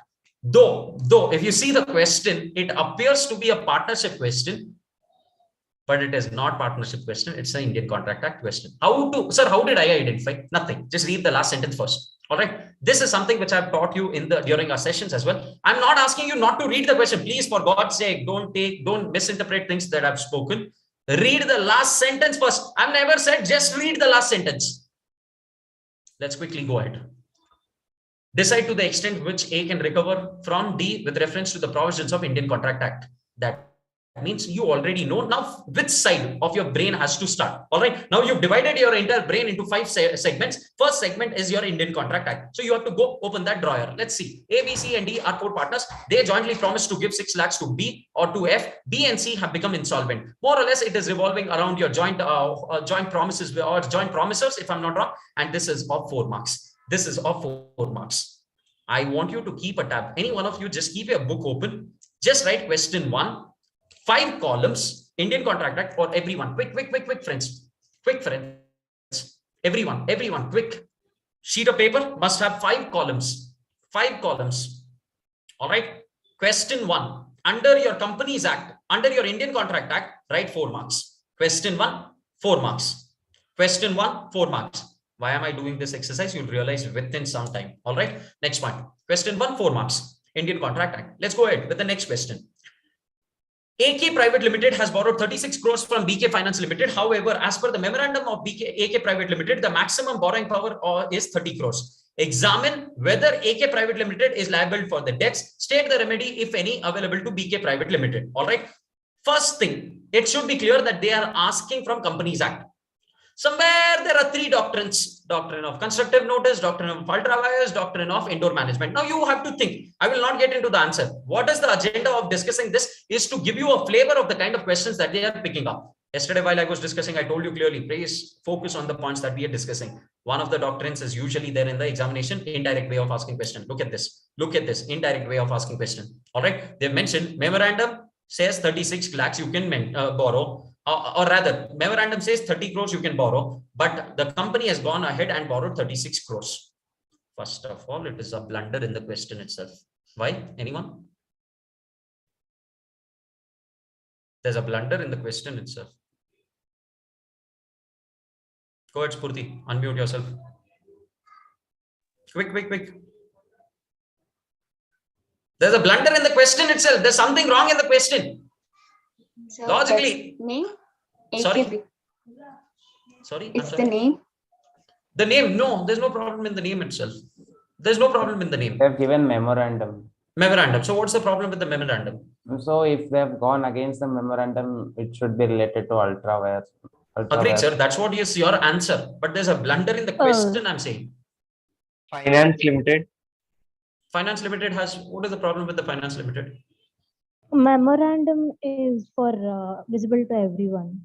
Correct. So what is the problem here? This might as also be visible. Note, your memorandum will have only 6 clauses: name clause, object clause, capital clause, liability clause, association clause, subscription clause. Liability is liability of the equity shareholders, limited by share, limited by guarantee, or unlimited. Here we are talking about borrowing powers. How can borrowing powers be covered as a part of your memorandum? No clause are the only 6 clauses, where liability clause is not liability in the form which you see in your balance sheet. It is liability to the extent of your share capital. Understood? Understood. There's a blunder in the question. Don't question the question. You please answer the question. I have questioned the question because I could connect with the topic and I wanted each one of you to do that. But nevertheless, no problem. All right. So in your book, please write under Companies Act. Question 1 has a 4 marker under in question 1. In your book, you have 5 columns under Companies Act. Question 1, 4 marks. Next, breach of warranty. There's a question. Sale of Goods Act, 4 marks. 4 marks. Total 12 marks. Total 12 marks. And mind you guys, it's a compulsory question. Mind you guys, this is a compulsory question. So since this is compulsory, I'm going to spend time on quickly seeing the answers as well. Let's quickly see the answers as well. I don't want you to be hanging there. Is the screen visible? Is the screen visible? Yes, sir. Yes, sir. The first question is regarding your joint promises. I'll not get into the details of it. Second question is whether AK Limited can. First point, look at this. Look at this. If you're there in the yesterday's session, already 4 marks in your pocket. 4 marks in your pocket. 4 marks in your pocket. Just writing this entire concept of doctrine of ultra vires. So here, if you see 30 crores, he has gone ahead and thereby ultra vires by the company. This is void. All right. Now, next. Remedy available to BK Finance. In the light of the legal position, BK Finance cannot enforce the said transaction and thus no remedy is available for recovery of the money lent. There's no option at all. Sir, you should have read. It's your problem. You didn't read. No remedy available. Do you remember? This is what we had discussed. Yes or no, friends? Each one of you are confident of getting this 4 months? Yes. Trust me, you didn't attend those 6 months of session. I'm absolutely fine. If you were there in yesterday's session, even that would have been sufficient for giving you those 4 marks. Anyone? Yes. Next point. Sale of Goods Act. Again, I'm not getting into the details, but this is pertaining to your breach of warranty. Let's go to the next question. All right. So the next question is question 2. Explain 5 circumstances under which the contract need not be performed with the consent of both the parties. With the consent of both the parties. Number of marks. Question 2. 7 marks. 7 marks under Indian Contract Act. Under Indian Contract Act. All right. Next point. Rules regarding registered office of the LLP and changes therein as per the rules. What is this pertaining to? Very simple. In case, if I am an LLP, should I have a registered office or not? The answer is yes, you must have a registered office. In case if you want to change, can I change? The answer is yes, you can go ahead and change. But whatever is the rule saying, you will have to follow that. As simple as that. Are you guys understanding? 4 marks. 4 marks. 4 marks for just registered office. Nothing high funda. Questions are extremely simple. I'm doing this exercise of putting up marks because I want you to connect with the topics immediately after I discuss. All right. Next. Define partnership and name essential elements existing in the Indian Partnership Act. Explain any 2 such elements. How many marks? 6 marks. 6 marks. Don't attend any of my sessions in the past. If you wouldn't have attended, that's okay. Just now, today, those 5 boxes and the first slide, section 4. 6 marks. 6 marks. Write down. All right. Next point. Examine the validity under the Indian Contract Act. So again, this question is pertaining to the validity under your Indian Contract Act, 6 marks. I'll not get into the details of this. All right. So first one is very clear. Section 4, you'll have to talk about. You can describe any of the elements. It can be an association or partnership. It is an agreement. It is a business agreement to share profits only. And business can be carried on by all or any of them. So this is about your Indian Contract Act. The next point. Next, distinguish between sale and hire purchase. Sale and hire purchase under your SOGA. 6 marks. Rajiv sir might have covered this in depth. All right. 6 marks. Write down. Question 3. SOGA. 6 marks. 6 marks. Sale of Goods Act. Next point. Now comes the bouncer. I want each one of you to focus. If you're there in today's session, you will be able to answer. If you're there in the session, you will be able to answer. 100% focus. All right. State whether the following are partnerships or not. Very simple. Look at the question. You have to just find out whether it's a partnership firm or not. Let's see how many of you are able to answer. First question. A and B jointly owns a car which they use personally on Sundays and holidays and let it on hire as taxi on other 2 days and equally divides the earning. Is it a partnership firm? 110% it's a partnership firm. 110% it's a partnership firm. First point, 2 people are coming together. It's for a business. Is it for profit? Is it being divided? The answer is yes. Now, what they have done in your suggested answer, they have confused you guys a little. All right. If you see the suggested answer, they've given both. Just like you guys give your answers, no, yes, but a no. That's what they've done here. All right. They first told no, and then they have given yes. Alternatively, you can write yes also. I'll show. For those of you thinking, no, sir, this might be exaggeration. Look at this. B, no, first. Alternatively, this can be also answered. Yes, this is a partnership firm as the car is used personally on Sundays and it is the main purpose is business and it is to earn profits which will be divided amongst the partners or co-owners. Is it a partnership? The answer is 100%. Yes, it is a partnership. Next question. 2 firms, each having 12 partners, combined by an agreement into one firm. I'm not talking about a partnership. They are merging. If you see, they are not creating another firm as such. They are just merging and becoming one firm. Let's assume 6 partners are there in firm A. There are another 6 partners in firm B. Now they both are coming together and starting another firm called as AB or firm AB with 12 partners. Is it possible? 110%. Yes. Because this is merger of a firm. This is not creating a new partnership firm. I repeat, for those of you who got confused with the Data Limited, Bata Limited, Tata Co, Bata Co coming together and forming Batata Co, listen to me very carefully. What is this entire concept of? If you see, there are 2 firms, all right? 2 firms are coming together and they are combining into one firm. This is a merger of the firm. There is a separate firm with 6 partners called as A. There's another firm called as B, which is separate. All right. Now both of them are coming together and just becoming one. The other 2 will close. Is it possible? The answer is yes, it is possible. When I go back to my Tata Co, Bata Co, and Batata Co, what was that discussion? Tata Co, Bata Co will come together and start a third entity called Batata Co. Can they do so? The answer is no. The answer is no. But can they both come together, close their respective business, and now become one single firm? The answer is yes. Merger is allowed. Merger is allowed, but creating another firm out of your own existence is not allowed in case of partnership firm. Did you guys understand? Did you guys understand, everyone? Yes. Next question. Next question. All right. A and B co-owners agreed to conduct the business in common for profits. Is it a partnership firm? Is it a partnership firm? Answer is 110% yes. Two people are coming together for a business and for the purpose of making profit. Is there any problem? The answer is no. There is no problem. This is a partnership firm. No problem at all. Let's quickly go to the fifth one now. Instead of fourth, we'll go to the fifth one.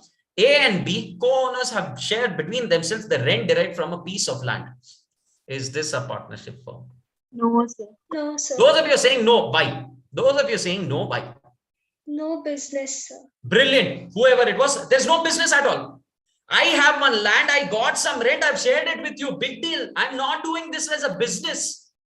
Until and unless, if you see third question, they've clearly mentioned for a business, for profit. Here, they have not mentioned that. And you cannot assume until and unless they have mentioned. Understood? I hope you guys are enjoying the topic, friends. Yes. Now, next point.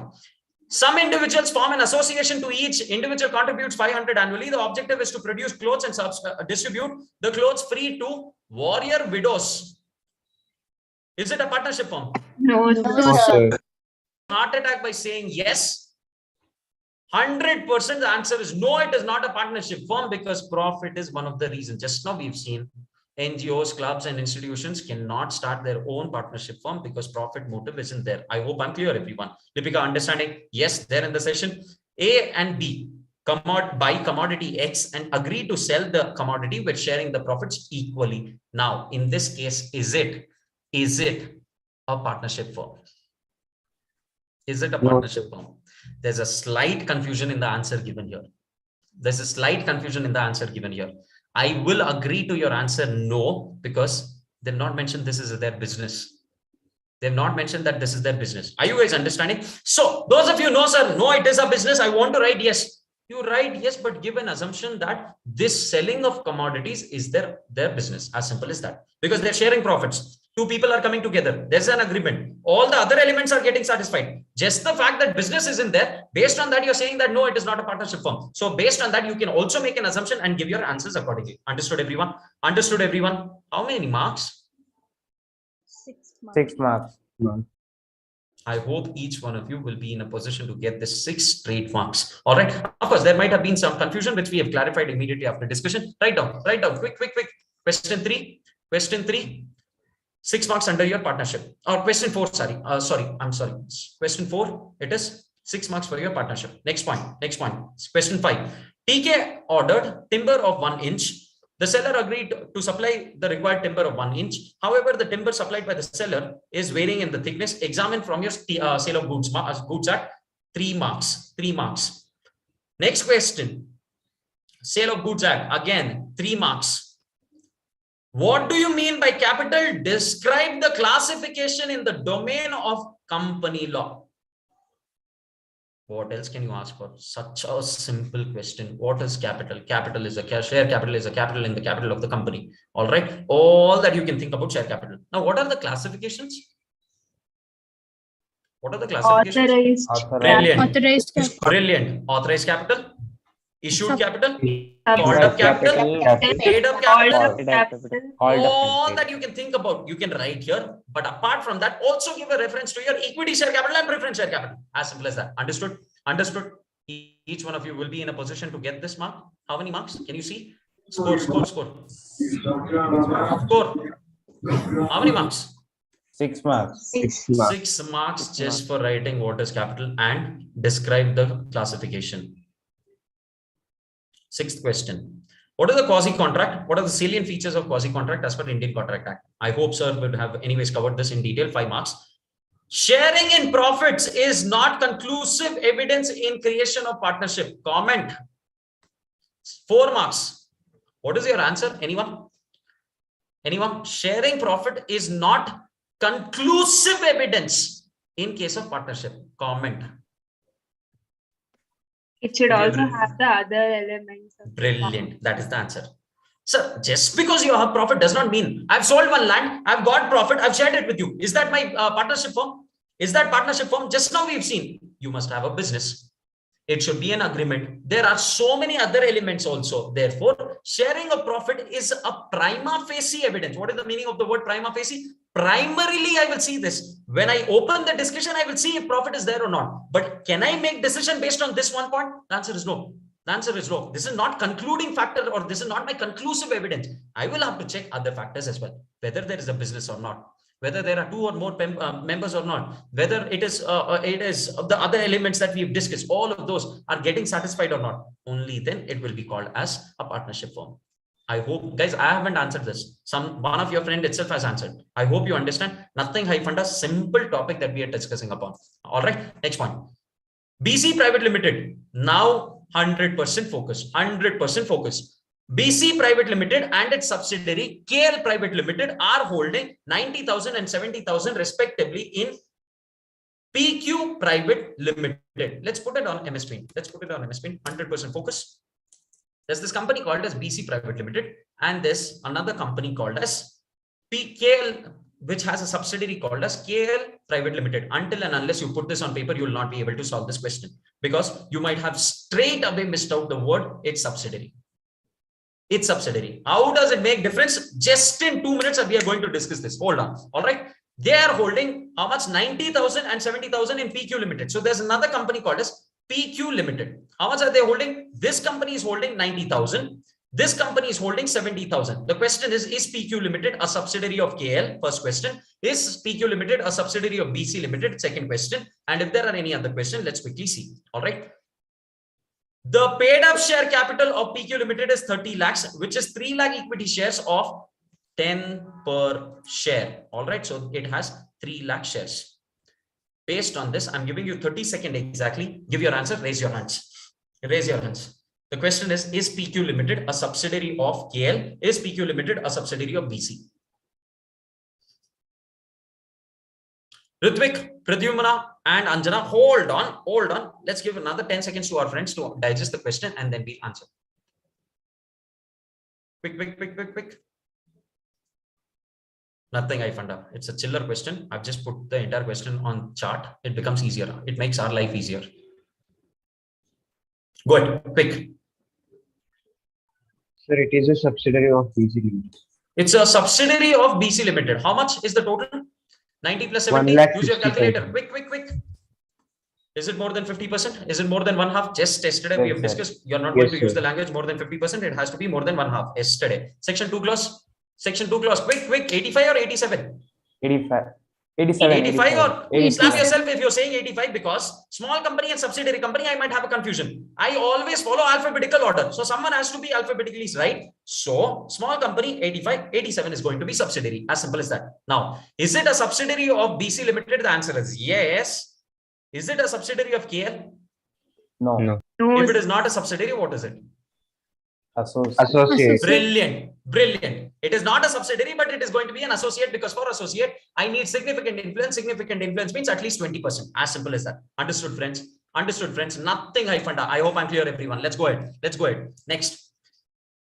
Analyze with reference to the Companies Act whether your PQ Limited is your subsidiary. What will be your answer if KL Limited is holding 1,60,000 in PQ Limited and no shares are held by BC Private Limited in PQ Private Limited? Now, what is the question? Let's see this. All right. Let's use another color.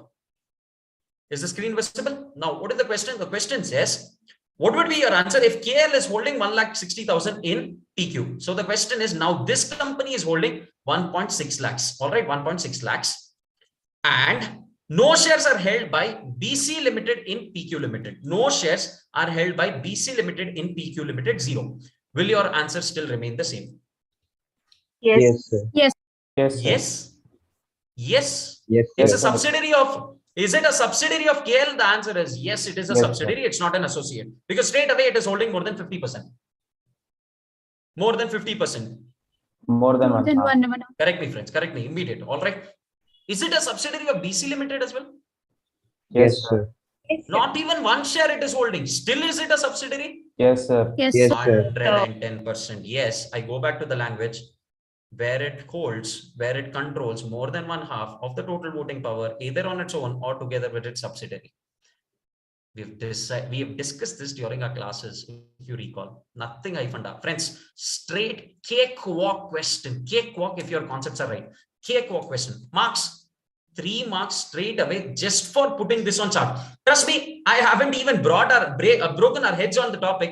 All that we have done is just put a chart.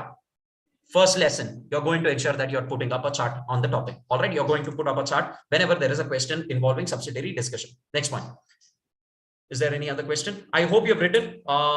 Companies Act section question 6 has 3 marks and partnership has 4 marks. Partnership has 4 marks. Are there any other questions? That's it. That's it. Next is your business correspondence. Quickly total. What is the score of your Contract Act? What is the score of your SOGA? What is the score of Companies Act, LLP, and Partnership? Quick. Use your calculators. Quick. Guys, don't wait for someone else to do this for your life. You can do it by yourself. Stop undermining your capacity of totaling. Go ahead. Indian Contract Act. Indian Contract Act. 22 marks out of 60 marks. Indian Contract Act. I've just taken one example, friends. You can do the same analysis for some other question paper as well. Indian Contract Act is 16. Of 22 marks or 16. 16 or 22? 22, sir. All right. Next. Companies Act. What is the score? 13 marks. 13. When it comes to your partnership, what is the score? 16. 16. When it comes to your Sale of Goods Act, what is the score? 16. When it comes to your LLP, what is the score? 5. 4. 4, 5, whatever it is. Total data, is it coming to 60 marks? Is it coming to 60 marks? Total guess, quick. 71.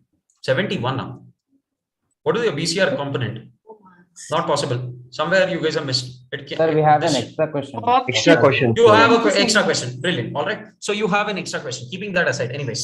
Now, seeing this itself, you should have got a quick idea of how to go about with your examination preparation. Indian Contract Act, cakewalk, as long as you've just followed whatever Rajdeep sir has done.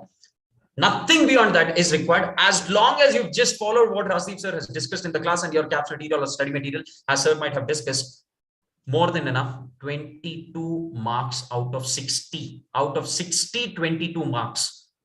I hope you realize the importance. 22 marks out of 60 is way more than 1/3. All right. It's way more than almost 35% of your company law is going to come from your Indian Contract Act. So when you're preparing, the first point is prioritize Indian Contract Act. All the topic, let's assume you're going to read for say 3 times.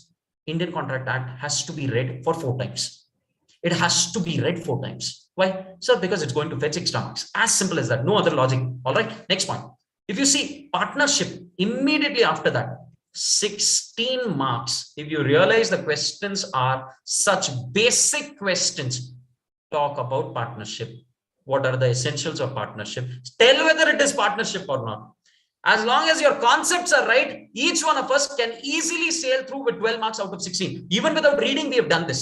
Even without reading, we have just done this. We haven't even prepared for our examination, if you realize, friends. Yes, getting that confidence, getting that sense of confidence, everyone. Yes, it's not difficult. Sir. It is just using your brain. Next important, immediately after Indian Contract Act, you are going to switch to your Partnership Act. Read this 4 times. All right. How you read is your headache. From where you read, I'm going to discuss, but how you read is your headache. All right. You will have to ensure you have 4 visions of this. You are going to see all the topics 4 times of this topic. Friends, by now, you've already cleared the paper if you realize 22 plus 16.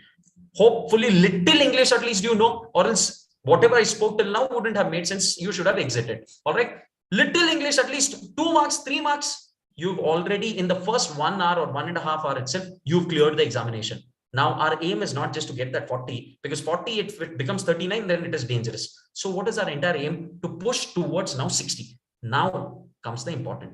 All right. first 1 hour or first 1.5 hour, you have to aim, you answer all the questions of Indian Contract Act and partnership. Somehow, how you do it, it's your headache. All right. Now, after your preparation is done for Indian Contract Act and partnership, I quickly jump to Sale of Goods Act and then your Companies Act. Sale of Goods Act, nothing is there in that entire chapter if you realize. All right. Hardly any sections are there. I know you might be thinking it's easier to say after clearing. Having said that, that's how CA is. But hardly anything is there in the entire act. Please go read 16 marks for that small topic. Spend time on your Companies Act. LLP, if you see the importance goes unsaid, you will also have to give importance accordingly. I'm not saying you to skip topic. Mind you guys, stop misinterpreting. I'm not asking you to skip any of the topic. I'm just making life easier for you. How to prioritize one day before examination, which chapter are you going to read first? All right. I have done this analysis for one paper. You could spend probably 15-20 minutes. If you realize I've just spent 15-20 minutes on analyzing a particular paper, you could do this for other topics, other papers as well. If you analyze 2 or 3 papers, one we have done, another 2 if you can do, all right, you can come to an average and you can decide your priorities. One day before examination or whenever you're preparing for your test exams, all that you have to do is ensure the most important ones are cleared. You are bet sure on every topic, which is subtopic, which is coming from these 2 topics or these 3 chapters that we have decided. Understanding everyone. So first importance is going to be to your Companies Act, second to your Contract Act, second is going to be to your Partnership Act, third is going to be your Sale of Goods Act, fourth is your Companies Act, and the last one is LLP. Each topic is important in itself. Imagine LLP coming in compulsory question. You can't skip LLP, goes unanswered. In that case, you can't skip LLP. I hope you're understanding the point. Yes. Now, apart from that, friends, please note, you will have to write. How to write, we've discussed earlier. I know I've stretched my time. I hope that's okay with everyone. Just another 5-10 minutes that I'm going to take because it's extremely crucial. Just knowing the content is not enough. How to present it is also important. When it comes to your case studies, we're going to follow the format of facts, and a provision of law, analysis, conclusion, nothing beyond that. Understood? Next point. Sir, if it is not a case study, if it's a simple question, right? Define capital or define capital and give the classification. How will I start? Please note, although you might not be giving these facts, analysis, provision of law, blah, blah, blah, blah, at least make sure that you give an introduction, 1 sentence. That 1 sentence might be only 4 words. That's okay. But ensure you give some introduction. And lastly, you should have some conclusion. Who wants to read your blunt answer? How do you make your papers different from your other competitors? Are you guys understanding? Yes. How do you make your paper to be different and get those brownie points? Is because of these small things. All right. Write in pointers, write in points. We are not going to follow paragraphs. There's nothing called as paragraph. Now, classic example, sir, how to write introduction and conclusion for those answers which are in pointers? Nothing. The following are the types of or the classification of capital and start pointing out. That following itself is your introduction. I hope I'm clear. Understanding? Straight away, dhadadhad, if you start writing authorized, issued, paid up and all of that, then it does not differentiate your paper from others. I hope I'm clear, everyone. Yes, small makes a lot of difference between 3940, 5960 and 9900. Understanding? Yes. Next.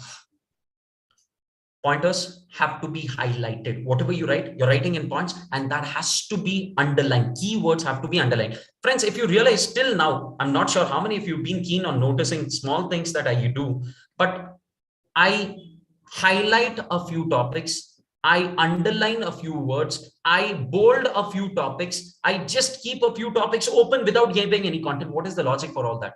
I want the attention of the person to come only on those things. I don't want the entire thing to be read. Of course, I'm going to write answers itself. That's not the point. But I don't want the other person's attention to be diverted. I want him to the crisp pointers. So what I do, I am going to write capital is defined or share capital is defined in so and so. Company is defined under section 2 clause 20. Underline section 2 clause 20. That's it. That's it. You get that 1 mark. You're getting the attention of the person only to those points which you want him to know and nothing beyond that. This is how your answers are going to stand out compared to your friends. Understanding, everyone? Yes, because at the end of the day, you will have to get those brownie points. Next, whenever you're writing your exams, friends, the first 1 hour decides how your answer script is going to be, what marks you're going to get. All right. Nothing happens in the last 2 hours. Everything happens in the first 1 hour. What do you do in the first 1 hour decided in the first 15 minutes. What you do in the first 1 hour is decided what you do in the first 15 minutes. It is all interlinked. Listen to me very carefully, everyone there in the session. All right. So when you get the first 15 minutes, friends, make your life easier. Please ensure that you read the question paper as fast as possible. I have given you small tricks here and there, how you can read the question, how you should evaluate the possibilities of question, predict the possibility of question.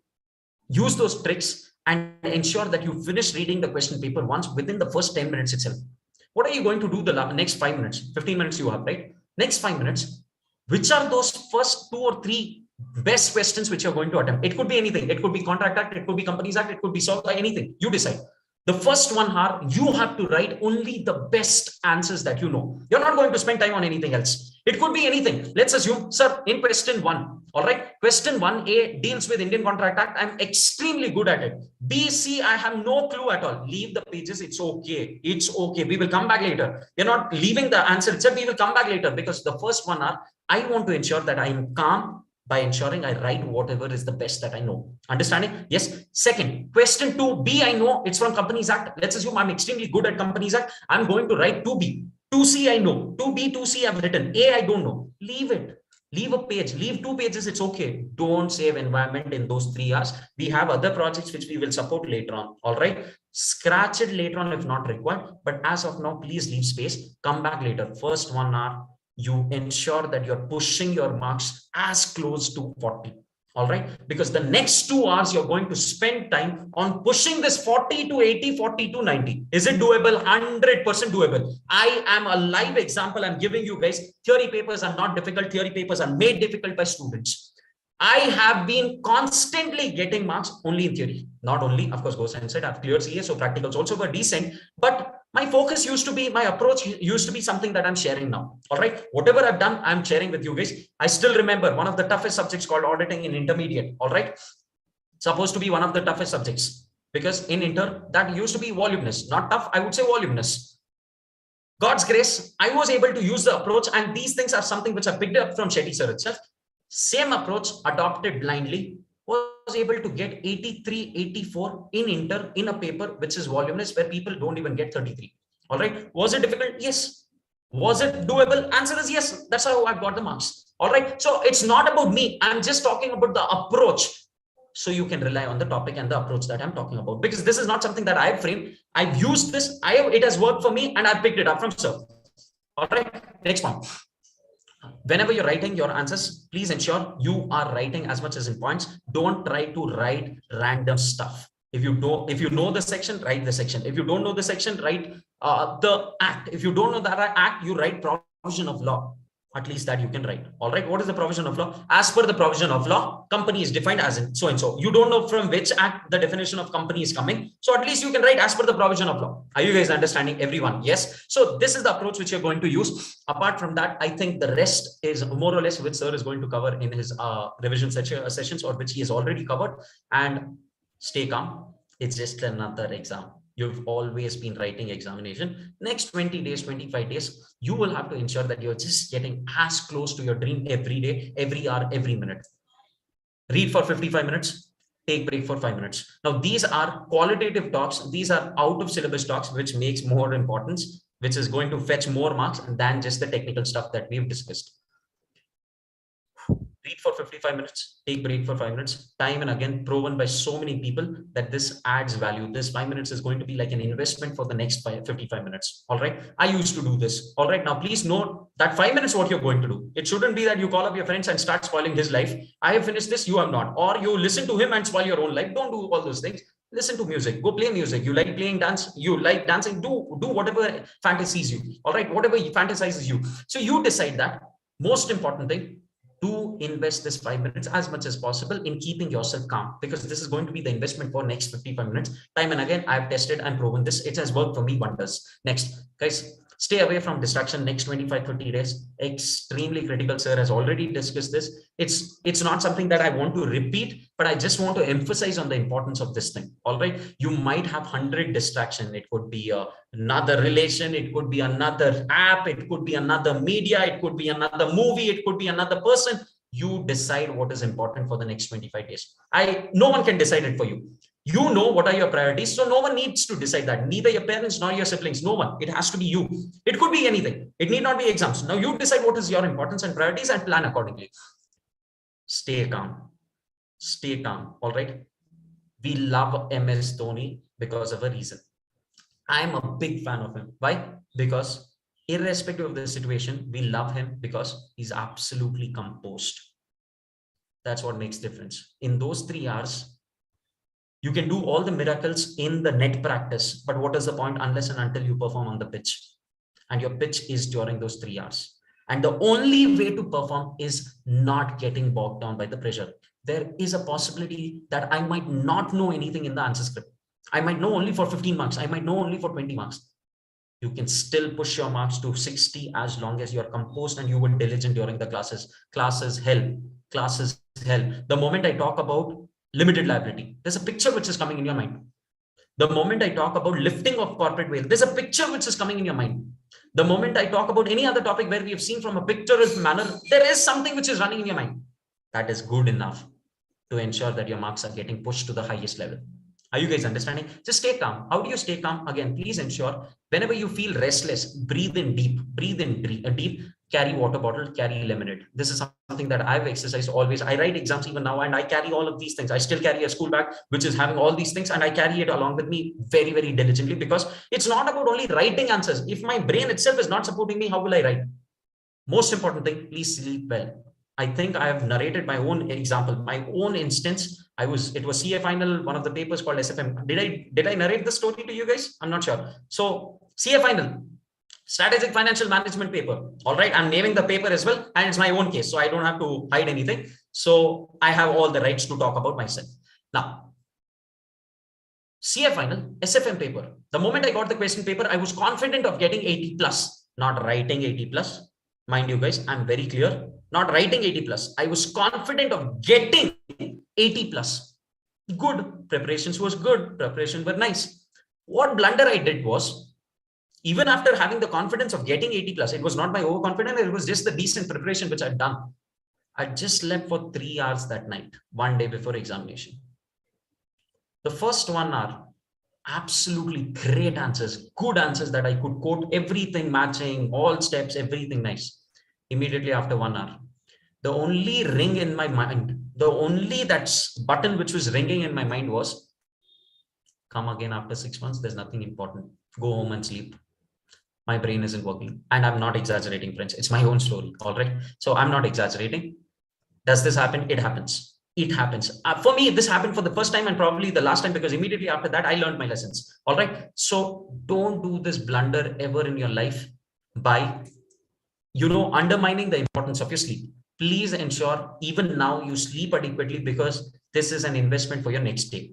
Now, the problem is, sir, adequate is 12 hours, 13 hours. You decide how much is adequate. I can't decide how your sleep patterns. All right. Most important, please note, you are in touch with only one friend, not beyond that, because this will end up having an impact on your preparations as well. Most important thing, after writing your examination, maybe I might be repeating this when we are discussing your 1 day before examination as well. Tear your question paper.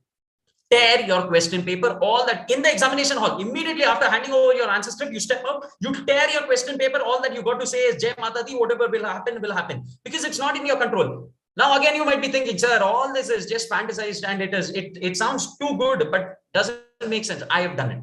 I have done it. Why carry tension? It is available online. Just now I've shown online. Yes. So why carry tension? The problem is you get home with the question paper, there will be a tendency of checking whether you're getting 40 or not. You will not even look. Imagine if you're thinking about getting 80, at least that makes sense. Your hopes itself from your life is only a 40. Will I clear or not? That is the most important thing. Why carry so much tension? Why carry so much tension? Imagine you're just getting 35. Now, lost the paper, losing the next one as well. Lost the past battles and losing the next battle as well. Why? Tear the question paper, friends. Literally, I'm making sense of every word that I'm talking about right now. Tear the paper and come back home. That's it. All right. With this, I sign off. Next 20 days, 25 days is an investment. So I usually practice this one thing, which I find it comfortable. I listen to music, and I listen to the music which boosts me again. So I'll play a song. I might be talking parallelly. If it makes sense to you, great. Or you can definitely leave the meeting. It's absolutely fine. Even if one person is influenced, that's absolutely fine. With this, I will be signing off immediately after the song. All right, friends. So can I start?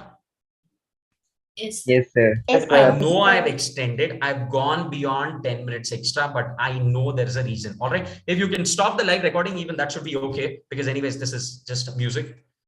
So is it audible? Is it audible? Quick.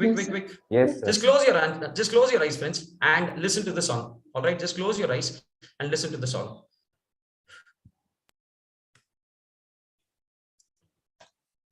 Is it audible? Yes. Brilliant. Those of you who find it irrelevant, please quit. That's absolutely fine. All right. Switch off your cameras, close your eyes, just listen to the music. I might be talking something. If that makes sense to you, great. If not, just listen to the music and switch off. As simple as that. After that, I will be signing off. All the very best for your examination. All right. Let's quickly listen to one song.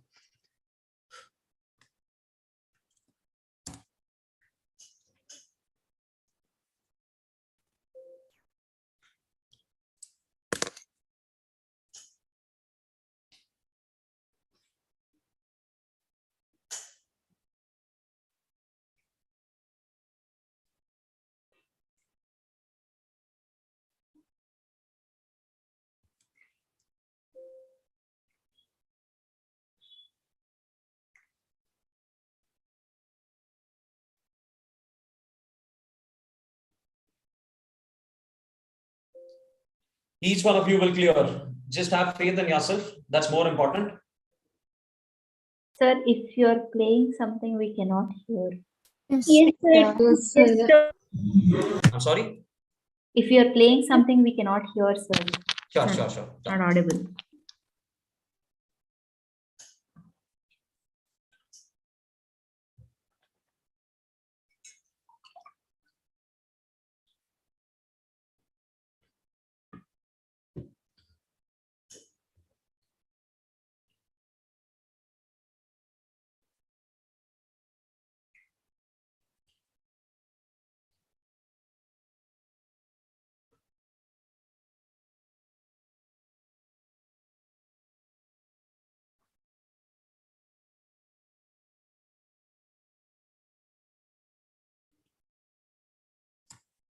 All right, friends. So I hope this was just something that I recently came across where people insisted on listening on music, and if someone parallelly gives you a little bit of language to it, it makes sense. So all that I insist is just relax, friends. All right.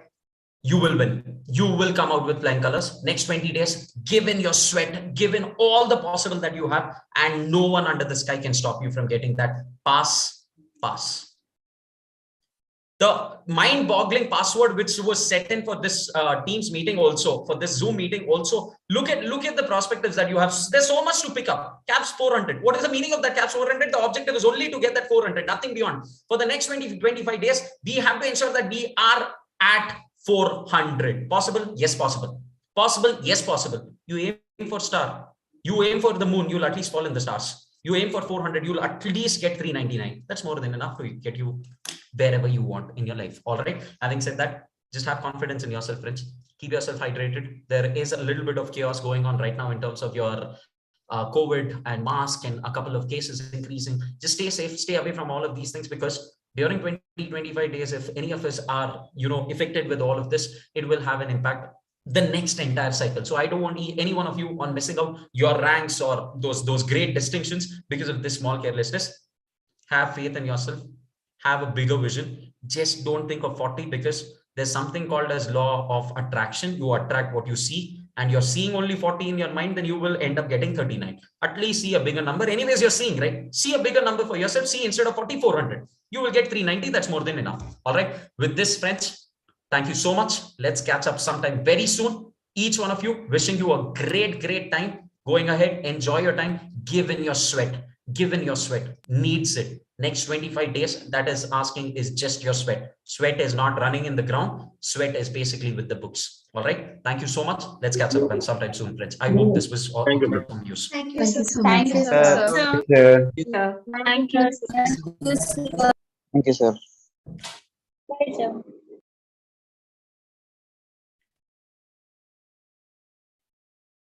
I also didn't hear anything. I'm sorry. Who was telling you were hearing or something? She No. only, So she only confused. told that it's audible. I didn't said say it is not audible. No, first Someone when sir said asked, yes. can you hear? You told it's audible. I didn't say it's audible. I said it's not audible. No, you first time when First you told it's audible. First you told it's audible. Did I say the words it's audible? Yes. You must have. Yeah, You have the recording. No, check. silent in that Heard sentence. yes. You have the recording. No, check. Actually, she told it's not audible, but not was silent in this. You're my man. Great. At least someone believes me. You were hungry, so you swallowed not. Hey, pakkad mane auntie. Good Sumne explanation. kutko. Oduskotya. Varun. You're thinking who it was? It's Varun. We could also hear him. Okay, just a link. I'm talking about Harshita. She was wondering. You were smiling, huh? Were you looking at me and smiling? When sir was talking about it sleeping. Yeah, I wasn't This girl smiling. is I was laughing. I'm like, oh God, Chinmay, stop. Hey, congrats, man, Rutvik. Party. His status is full of exam. Ho gaya. Bardiro 40 mark adruno.